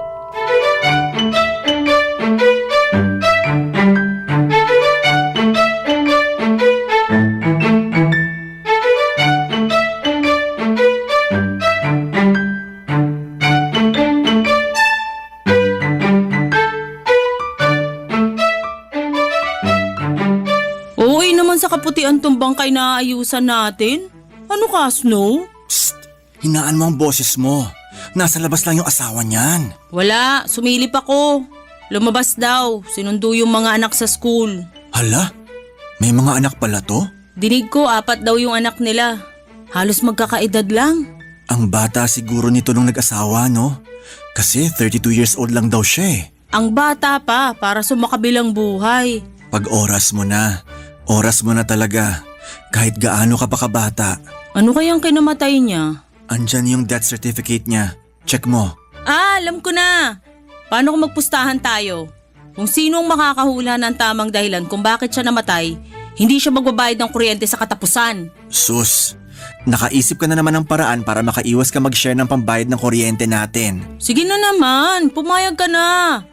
Nagamit ko na kasi pang date nung isang araw eh. Ang luho pa naman ng babaeng nakadate ko. Akala ko okay na siya sa Isaw at Betamax pero gusto pala niya sangyupsal. Tapos nag-take out pa ng Korean ice cream para sa kanilang magkakapatid. Sige na nga. Oh, anong hula mo? Bale, sa itsura niya. Feeling ko nagpakamatay to. Parang malabo. Sobrang peaceful kaya ng itsura niya. Tsaka mukhang masaya naman siya sa buhay niya. Nakita ko naman yung asawa niya. Mukhang wala silang naging issue bago siya namatay. Eh ano pala? Sa tingin ko namatay ito dahil sa sakit. Parang hindi rin. Hindi naman nangayaya tulad ng ibang nagkasakit at na ospital. Mahalata mo naman yun eh. Malay mo naman mabilis lang siyang pinahina ng sakit niya. Walang time na mangayayat yung katawan niya. Nagawa mo pa talagang tumawa dyan? Sinasabi ko lang kung ano yung naobserbahan ko. O sige, kung hindi siya namatay sa sakit, ano pang hula mo? Imposible kasing namatay ito sa sakit eh. Parang healthy naman siya. Balat pa lang eh. Kahit sobrang puti, alam mong naalagaan ng mabuti yung sarili. Ay, sobrang puti niya. Hindi ko alam kung may sasaktong kulay ng foundation sa kanya rito sa makeup kit ko. Pulbos na lang to, pwede na siguro. Parang mamumuo yung pulbos sa mukha niya. Wag yun. Sayang naman ang ganda niya kung pulbos lang ang papagamit natin. Hula ko, bangungot. Mukhang hindi rin. O bakit? Kasi mukha naman siyang hindi haggard. Hindi laging puyat, pagod at stressed. Ano namang kinalaman nun sa bangungot? Ang alam ko kasi, chika lang naman to sa akin ng dating makeup artist dito. Sabi niya, nababangungot daw madalas yung mga taong laging stressed at pagod bago matulog. Sa itsura nitong babae, mukha naman siyang fresh at hindi stressed. Baka maganda at imported yung formalin na nagamit sa kanya kaya mukha siyang fresh. Ikaw naman ngayon ang tumatawar yan. Matapos mo akong pagsabihan sa biro ko kanina. Ang sarap lang kasing ibida yung joke na naisip ko. Sorry, last na yon. Wala na akong ibang hula. Ikaw ba? Wala na rin eh. Tingnan na natin yung death certificate niya para malaman kung sino magbabayad ng kuryente sa katapusan. Alam mo, wag na lang. Oh, bakit naman? Sinasayang mo yung tsansa na hindi ka mag-ambag sa kuryente natin. Nakakakonsensya lang kasi. Mukha naman siyang peaceful na namayapa. Kung ano man yung dahilan ng pagkamatay niya, sa kanila na lang yun ang pamilya nila. Huwag na tayong makisali. Ang dapat na lang nating gawin, lalo pa siyang pagandahin. Ang bait mo ngayon ha? Parang hindi ka kapos sa pera. No, sige na. Kung talagang wala kang pambayad ng kuryente sa katapusan, ako munang sasalo. Ang bait mo rin ngayon ha. Thank you ha. Sa susunod na buwan, kahit ako na lang yung magbayad. Basta magtitipid tayo sa kuryente ha. Huwag kang magcha-charge ng cellphone mo sa bahay. Dito ka na sa punerarya mag-charge. Iba rin. Pakiabot mo nga yung shoulder bag ko. Bakit? Hindi naman nalala yung kulay nitong babae sa akin. Ipagamit ko na lang yung foundation ko. Regalo ko na lang sa kanya. Ginamit ko nga ang personal na foundation ko sa babaeng inayusan namin. Hindi naman ako nandiri, nalinis naman ng maayos yung bangkay at parang regalo ko na yon sa kanya. Naalala ko lang kasi ang unang makeup na ginamit ko noong naramdaman kong bakla ko ay galing pa sa punerarya. May naging kaibigan kasi ako noong bata pa lamang ako. Imbalsamador ang kanyang tatay at doon sa punerarya kami madalas na naglalaro ng kaibigan kong yon. Tapos minsan ay naiwan ng nagmi-makeup ang foundation na ginagamit niya sa mga patay. Kinuha yon ang kaibigan ko at pinahiram sa akin. Hinipan lang namin at pinunasan ng tissue para pwede na naming ipahid sa mga mukha namin. Natuwa ako noon. Ang ganda kong tingnan sa makeup na yon. Kaya hindi ko makalimutan ang araw na yon dahil napahiram naman ako ng foundation kahit galing pa sa punerarya. Kaya naman bilang sukli ay pinagamit ko rin ang foundation ko sa babaeng bangkay na inayusan namin sa punerarya. Tanda ko rin noong unang beses na nag-makeup ako ng patay. Naubos na ang foundation na gagamitin ko. Marami kasi akong inayusan noon dahil ang mga namatay ay mula sa isang aksidente ng bus. Ang pinakahuling aayusan ko ay hindi na umabot sa foundation. Bala ko sanang lipstick na lamang at kapalan ng blush on. Pero nung nakilala ko kung sino, yung babae ay nakaramdam ako ng awa. Isa pala siyang madre. Nalaman kong niligtas niya ang 2 bata sa loob ng bus, kaya siyang napuruhan at siyang namatay. Kaya naman pikit matang nilabas ko ang paborito kong foundation at yon ang pinagamit ko sa kanya. Ewan ko kung guni-guni ko lamang yon. Pero nakita kong parang umaliwalas ang mukha ng madre. Para bang nagpapasalamat ito na pinaganda ko siya bago niya harapin ang Diyos sa kalangitan, Papa Dudut.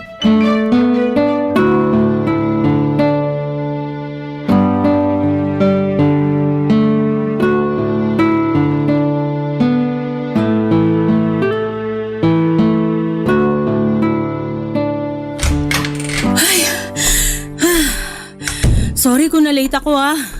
Na-traffic ako pabalik, grabe. Ang daming tao sa labas. Lala. Hindi naman holiday ah. Pero bakit kaya ang daming tao sa kalye? Lala, Ano yun? huwag kang magugulat. Pinapakaba mo naman ako. Ano ba yun? May aayusan tayo. Oh, edi ayusan na natin para makauwi na tayo ng maaga. Hula ko marami tayong makakasabay pa uwi mamaya. Kaya agahan nating umalis ha. Tingnan mo kung sinong nasa mesa. Ano bang... Ay demonyo! Uy sa kanya ng holy water! Kumalma ka. Ex-boyfriend mo yan. Kaya nga kailangan wisi ka ng holy water para mapasok. Dali na! Condolence te. Bakit ka nagko-condolence sa akin hindi ko naman asawa yan? Saka para sa akin, matagal na siyang patay. Kaso ngayon pala na-confirmed ang pagkamatay niya. Ay, buhay nga naman. Oo, buhay nga naman. Sa dinami-dami ng punerarya sa mundo, bakit dito pa to napadpad? Hindi ba to pwedeng tanggihan? Bakit mo tatanggihan ng grasya? Paano naging grasya to? Isa nga siyang malaking mala sa buhay ko. Ikalma mo na ang galit mo. Pumanaw na siya at siguro oras na para magpatawad. Nangako ako na kahit tumawid pa siya sa kabilang buhay, hindi ko pa rin siya papatawarin. Hindi magandang palagi tayong galit, Lala. Ikaw nga galit ka pa rin kay tatay eh. Hindi si tatay yung pinag-uusapan dito, ang ex mo. Anong gusto mong gawin ko? Umiyak ako? Magluksa? Hindi naman kailangan yan. Pero kailangan mo lang magpatawad. O di naman kaya, ngayon ka magbigay ng closure sa nangyari sa inyo. Closure? Pinagdamot nga niya yun sa akin noon eh. Ikaw na lang ang magbigay ngayon. Sige na, bago natin siya ayusan. Huwag mong gagandahan ng makeup sa kanya ha. Yung expired gamitin mo. Oo na. Kung gusto mo, haluan ko pa ng semento para matigil ka na eh. Ay, ano bang gagawin? Sabihin mo sa kanya, lahat ng kinimkim mong galit para makalaya ka na rin. Para gumaan na rin siguro ang loob niya na tumawid. Para may closure na kayo. Baka kasi mamaya, bisitahin ka niya sa bahay. Madamay pa ako sa takot. Huwag kang ang ganyan. Kinikilabutan tuloy ako. Pero sige na nga. Ay. Hoy. Sa dinami-dami ng pagkakataon na magpakita ka sa akin, bakit ngayon pa? Kung kailan di mo na makikita yung mukha ko, na galit dahil sa ginawa mo. Ay. Alam mo? Sinayang mo ko eh. Ang ganda ko noon.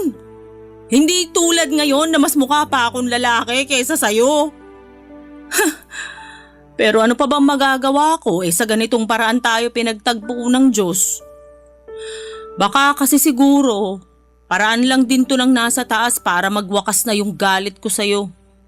Dineliver ka na dito para matapos na, para okay na to. Ay, galit ako sa'yo. Siguro naman alam mo yun, no? Kasi minahal kita ng sobra. Kala ko sa'yo na ako magkakapamilya pero sinira mo yun. Sinira mo yung pangarap ng batang ako. Yung magkaroon ng 7 anak. Yung makapagluto ng agahan, tanghalian at hapunan para sa atin. Sinira mo yun. Ay. Pero siguro, ganun talaga, no? Baka hindi naman kasi talaga tayo para sa isa't isa. O sige, ganun na lang. Susubukan kitang patawarin. Aralin ko ngayon bago kay pasok sa kabaong mo. Basta ito lang aaminin ko na. Sobrang minahal kita. Mas minahal pa kita kaysa sa sarili ko. Kaya lang... Ay... Ayoko namang hinayang. Pagod na ako. Basta happy trip kung saan ka man dali ng tadhana. Ingat ka dun at sana hindi mo ako makalimutan. Sana hindi mo makalimutan na minsan may isang babae na naging tomboy dahil sa sobrang pagmamahal sa'yo. Ingat ka. Ay, okay na to. O, diba? Ang ginhawa na, no? Konti. O sige, gumilid ka na riyan para masimulan ko na mag-makeup sa kanya. Pwede nga ako na lang mag-makeup sa kanya. Sure ka? Yung expired bang gagamitin natin? Hindi. Yung bagay na lang sa gwapo niyang muka. Napangiti ako sa huling sinabi ni Lala. Doon ko nakumpirmang napatawad na niya ang ex-boyfriend niya. Inabot ko sa kanya ang makeup kit at hinayaan siya sa pag-aayos ng ex niya. Nakita kong umaliwalas ang mukha niya sa wakas. Ikaw ba naman na nagpatawad na at kinalimutan na ang galit, hindi ba? Ang gandang tingnan ni Lala habang inaayusan niya ang ex niya. Parang ang sa ilang minuto ay nakita ko na naging babaeng muli ang kapatid ko. Parang nakita kong muli yung batang Lala na in love at punong-puno ng pag-asa. Nakakaginhawa yon sa paningin ko. Hinayaan ko lamang siya kung paano niya aasikasuhin ang ex niya. Kontento na lamang akong nakaupo roon at pinagmamasdan sila. Habang nakaupo ako roon ay hindi ko maiwasang balikan ang naging nakaraan nilang dalawa. Saksi rin kasi ako sa minsang pagmamahala nila. Alam ko namang minahal si Lala ng ex-boyfriend niya. Hindi nga lang siguro naging sapat yon para magtagal sila. Sa mga unang buwan nga, akala ko ay sila na yung magkakatuluyan. Inaasikaso, minahal at pinuri si Lala ng ex-boyfriend niya. Kaya siguro na in love ng todo itong si Lala. Wala siyang oras na sinayang para ipakita sa lalaking yon ang umaapaw na pagmamahal niya. Ginawa niya ang lahat para maintindihan ni Lala na mahal siya ng kapatid niya. Pinakita rin ni Lala na hindi niya kayang mawala si lalaki sa buhay niya. Siguro'y malaking pagkakamali yon dahil masyadong naging kampante si Lala sa sobrang pagmamahal. Sa pagtagal ay hindi na siya masyadong nag-effort para alagaan ang relasyon nila. Dahil alam niyang andun lang si Lala na magmamahal sa kanya. Hanggang sa napraning na si Lala dahil pakiramdam niya ay hindi na nasusuklian ang pagmamahal niya. Naging dahilan yon ng madalas nilang away. Hanggang sa naumay na nga si lalaki kay Lala at iniwan na niya ito. Naubo si Lala noon at sinubukan naman niyang ipaglaban talaga ang naging relasyon nila, pero ayaw na ni lalaki. Hanggang dulo, lumaban si Lala alang-alang sa pangarap ng batang siya na magkaroon ng maraming anak, na paglulutuan niya ng masasarap na ulam balang araw. Barangay Love Stories. Barangay Love Stories. Papadudot, malaking tulong na sa punerarya namin, pinaayusan at pinapaasikaso ang ex-boyfriend ni Lala. Mula kasi noon ay naging mas magaanang kasama si Lala. Lagi na itong nakangiti at buo na rin ang pag-asa niya muli sa puso na balang araw ay mahahanap niya ang tamang tao para sa kanya. Wala naman na siyang plano na maging babaeng muli. Sinabi niyang masaya na siya sa pagiging tomboy niya. Gusto na lamang niyang maghanap ng isang babaeng magiging ina ng 7 anak na pangarap niya. At nasabi nga rin ni Lala na itutuloy pa rin niya ang pangarap na siya ang magluluto ng mga ulam para sa magiging pamilya niya.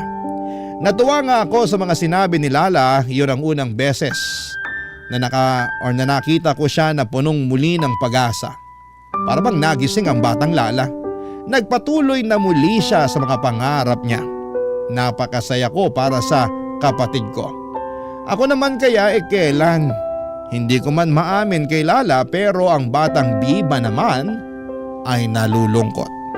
Nakakaramdam din ako ng inggit dahil si Lala sa wakas ay may posibilidad ng matupad ang mga pangarap niya. Maging masaya na siya. Nagkaroon na kasi siya ng closure. Pero paano ako? Kailan naman ako magkakaroon ng ganon? Hindi ko nasabi kay Lala, pero may bubog pa rin talaga ako sa tatay ko. Kung kay Lala naka-move on na siya at nakapagpatawad noong nakita niyang bangkay ng ex-boyfriend niya, doon po kami nagkaiba. Dahil hindi ko pa rin mapatawad si tatay sa mga ginawa niyang pananakit sa akin noon. Kahit nung nakita ko na siya sa loob ng kabaong hanggang sa mailibing siya, wala akong ganang patawarin siya. Kahit ilang dekada na nga ang lumipas, wala pa rin talaga, Papa Dudut. Pero may nakakatawang paraan ng tadhana para ilapit sa iyo ang pagpapatawad. Nangyari yon sa huling araw ng Pebrero, ang death anniversary ng tatay ko, Papa Dudut.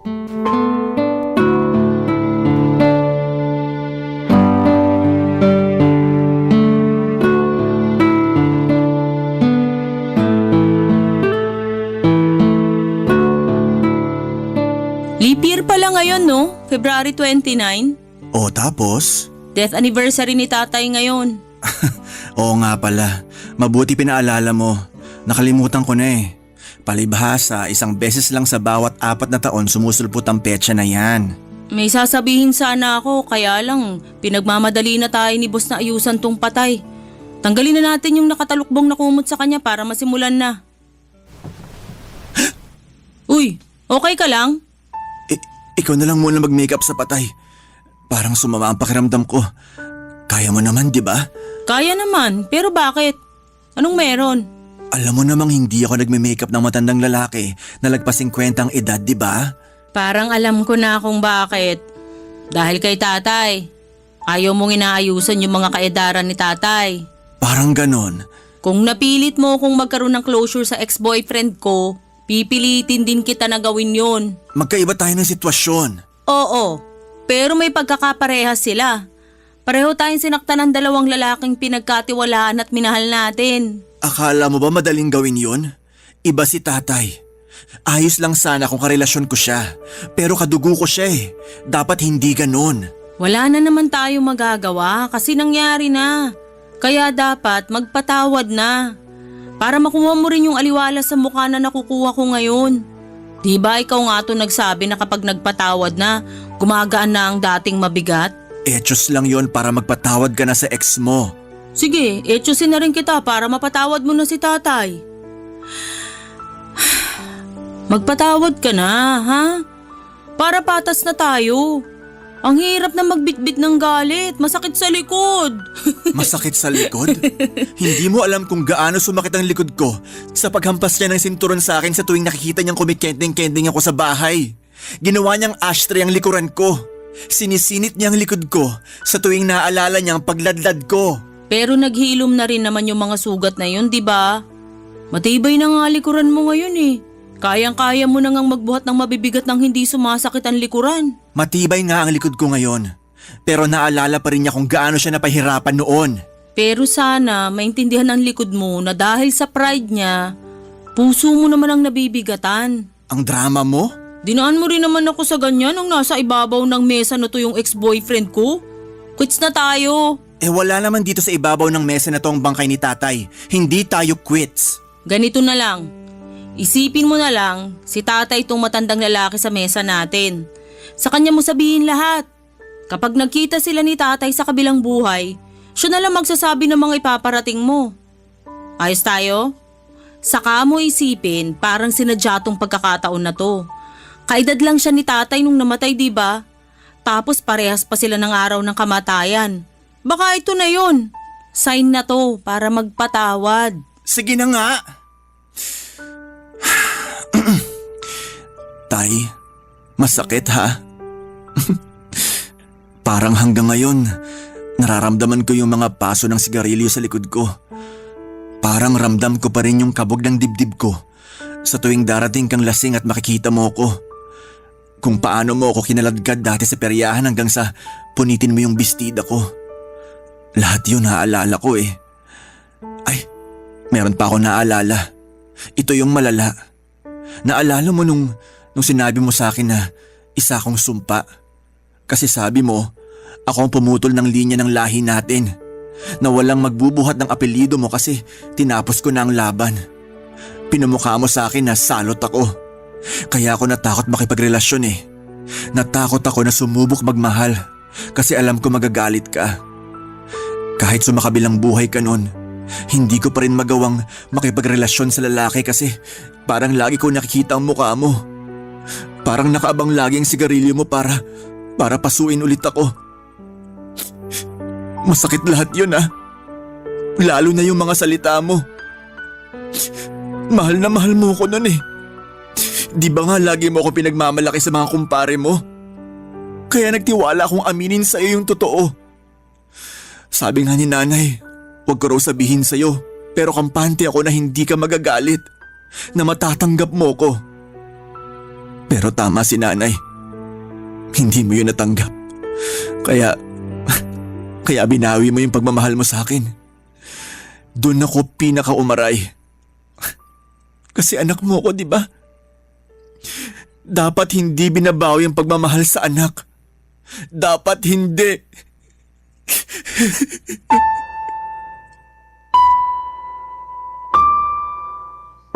Napaiyak na ako ng mga oras na yon, Papa Dudut.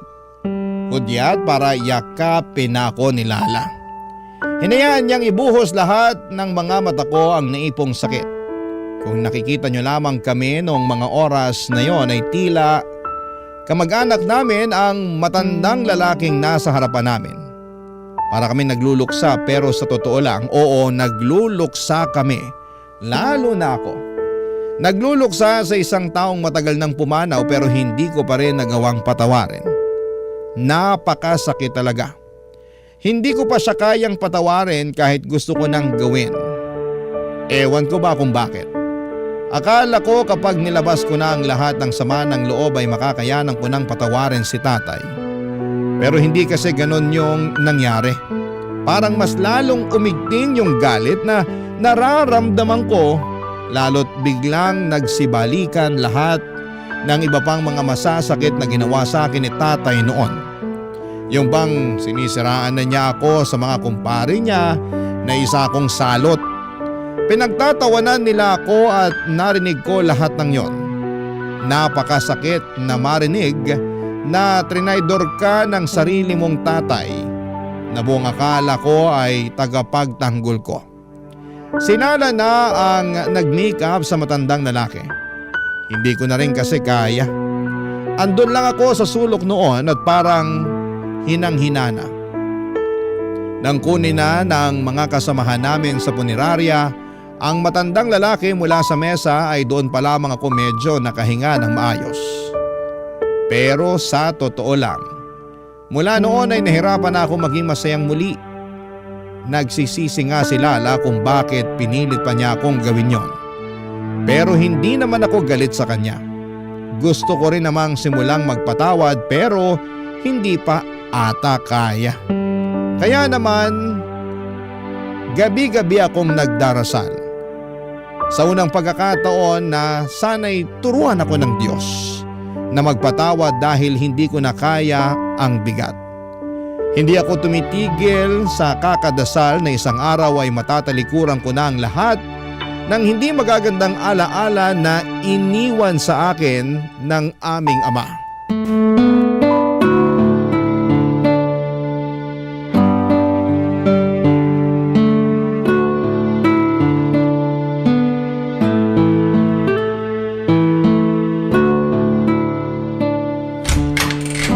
Sorry kung late ako.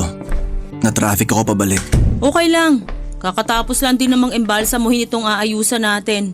Sana hindi yan babae. Paubos na yung foundation natin at blush on. May nakaschedule pa na mga ayusan mamaya na 2 babae, di ba? Lalaki to. Batang lalaki. Bakla. Bakla? Ay. Nakausap ko kanina yung nanay. Iyak ng iyak. Inatake raw sa puso tong bata. Bakit? Nahuli raw nung tatay na naka-makeup at nakasuot ng crop top na pangbabae. Ayun, natakot sa tatay. Inatake na lang bigla. Doon pa lang nila nalaman na may sakit na pala sa puso tong bata. Bakit naman ganun na nangyari sa kanya? Kawawa naman siya. Ang bata pa niya. Yun na nga eh. Pero baka hanggang dito lang talaga yung buhay niya. Kasalanan to ng tatay niya. Kung tinanggap na lang sana niyang kasarian ng anak niya. Wala raw galit yung tatay niya sa pagiging bakla niya. Sinasabi lang niya yun para hindi siyang masisi. Nagmamalinis. Nakausap ko rin yung tatay niya. Lugmok na lugmok yung tatay. Wala raw siyang kaalam-alam na bakla yung anak niya. Doon pa lang daw niya nalaman nung nakita niyang naka-makeup at naka-crop top pa. Ay, hindi naman daw siya magagalit. Ayos lang naman daw sa kanya. Hindi raw niya maintindihan kung bakit natakot sa kanyang umamin yung bata. Kasi nagmamalinis siya. Hindi naman totoong tanggap niya yung kabaklaan ng anak niya. Etsyusera siya. Wag nga ako. Alam ko na yan. Magkaiba sila ni tatay. Pare-parehas lang lahat ng tatay na may anak na bakla. Marami akong kakilala na tanggap naman ng mga tatay yung mga anak nilang bakla. Minalas lang siguro tayo na nagkaroon tayo ng tatay na hindi tanggap kung ano ka. At sino ka? Mahalas ko talaga na siya ang tatay ko. Bakit ikaw? Nung naging tomboy ka, wala naman siyang kibo.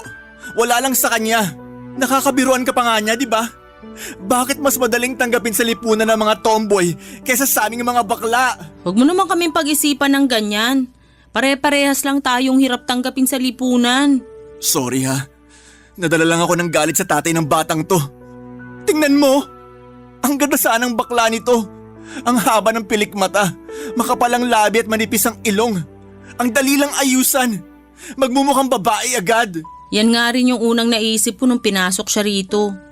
Alam mo, kulay pink na bestida ang isusuot sa kanya. Paborito niya raw kasi yung kulay na yun. Parehas pa kami ng paboritong kulay. Bakla ka talagang bata ka. Kung nabubuhay siya ngayon, baka nagpaligsahan kayo sa pagrampa at pagsayaw. Baka ako pa magturo sa kanya ng tamang pagpilantik ng mga kamay pag sumali siya sa gay pageant. Alam mo kung ano yung naisip kong tuturo mo pa sa kanya? Ano yun? Ituturo mo sa kanya kung paanong ipaglaban ng kasarian niya kahit ano pang sabihin ng iba. Na hindi siya dapat matakot kasi may tatanggap sa kanya. Pero hindi ko na yun magagawa. Kasi huli na. Naaalala kita sa kanya? Ganyang edad ka nung napansin kong bakla ka eh. Parang nga akong nananalamin ngayon eh. Bakla, sayang ka. Pero ganun talaga. Sorry ha. Sorry kung hindi mo nakuha yung inaasahan mong pagtanggap ng iba. Pero tanggap kita. Kung nakilala kita noon, ako ang kakampi mo. Sasabihin ko sa'yo na mag-makeup ka lang. Isuot mo lahat ng mahiksing bestida na gusto mo. Susuportahan kita at ipagtatanggol kita sa iba. Kaso hindi yun nangyari eh. Ngayon lang tayo pinagtagpo. Kung kailan huli na. Sana lang talaga na-enjoy mo yung pagiging bakla mo nung buhay ka. Pero kung hindi man at nabitin ka, may langit pa naman. Doon ka na lang maging makulay ha. Doon tatanggapin ka. Hindi ka huhusgahan. Makakasayaw ka. Pero sa ngayon, ito lang yung pwede kong maiambag sa'yo. Aayusan kita. Gagawin kitang pinakamaganda sa lahat. Hindi mo na kailangan magtago sa lahat ng makakakilala sa'yo ngayon kasi ilalantad na kita. At gagawa ako ng paraan para tanggapin nila kung ano man ang makikita nila kapag sinilip ka na nila sa kabaong mo. Pangako, papagandahin kita. Akong bahala, be. Para akong nabunutan ng tinik habang kausap ko ang bangkay ng batang bakla. Para po akong nananalamin. Parang kinakausap ko ang batang ako. Doon ko na-realize na kaya hirap akong patawarin ang ibang tao, lalo na ang tatay ko dahil hindi ko magawang patawarin ang sarili ko mismo. Doon ako napaiyak. Doon ko mawala lahat ng galit at ang tanging natira ay pagpapatawad. Pagpapatawad sa lahat ng mga nanakit at hindi tumanggap sa akin at higit sa lahat ay pagpapatawad sa aking sarili. Sa wakas ay nakalaya na ako. Masaya na ang batang biba na minsang pinagkaitan ng kalayaan ng mga tao sa paligid. Iyak ako ng iyak noon at hinayaan lamang akong muli ni Lala na gawin yon. Pagkatapos ng mahabang pag-iyak ay nakangiti na ako. Umaliwalas na ang mukha ko tulad ng mukha ni Lala noong pinatawad niya ang ex-boyfriend niya. Tama nga ang kapatid ko. Malakas, makagaan at makaaliwalas ng mukha ang pagpapatawad. Inayusan ko na ang batang bakla at tinapad ko ang pangakong pagagandahin ko siya. Nilagay ko ang lahat ng kulay sa mukha niya na sa tingin ko ay magugustuhan niya. Mga kulay na alam kong baon niya hanggang kabilang buhay. Natuwa ang mga magulang niya nang makita ang make-up ng anak nila. Niyakap ako ng tatay niya at umiyak ito. Nagpasalamat sa akin. Doon ay mas lalong gumaan ang pakiramdam ko dahil nakaramdam ako ng pagtanggap ng isang ama. Ako na rin ang nagbihis sa kanya ng pink na bestida na maraming ruffles. Natuwa ko at alam ko kung nasaan man ang batang bakla na yon, ay sumasayaw na siya sa baghari habang suot ang napakagandang bestida. Maraming salamat po sa inyo sa pagbasa ng aking liham. Kami nga pala ang mga make-up artist ng punerarya. Ang mga taong nagpapaganda sa mga taong yumauna para sa huling pagkakataon na nandito sila sa mundo ay makita sila ng ibang tao sa pinakamagandang estado nila. Ako ang inyong kabarangay forever, Biba. Barangay Love Stories. Barangay Love Stories. Ano ang masasabi mo sa ating Barangay Love Stories today? Aabangan namin yan sa aming comment section. Barangay LS 97.1 forever.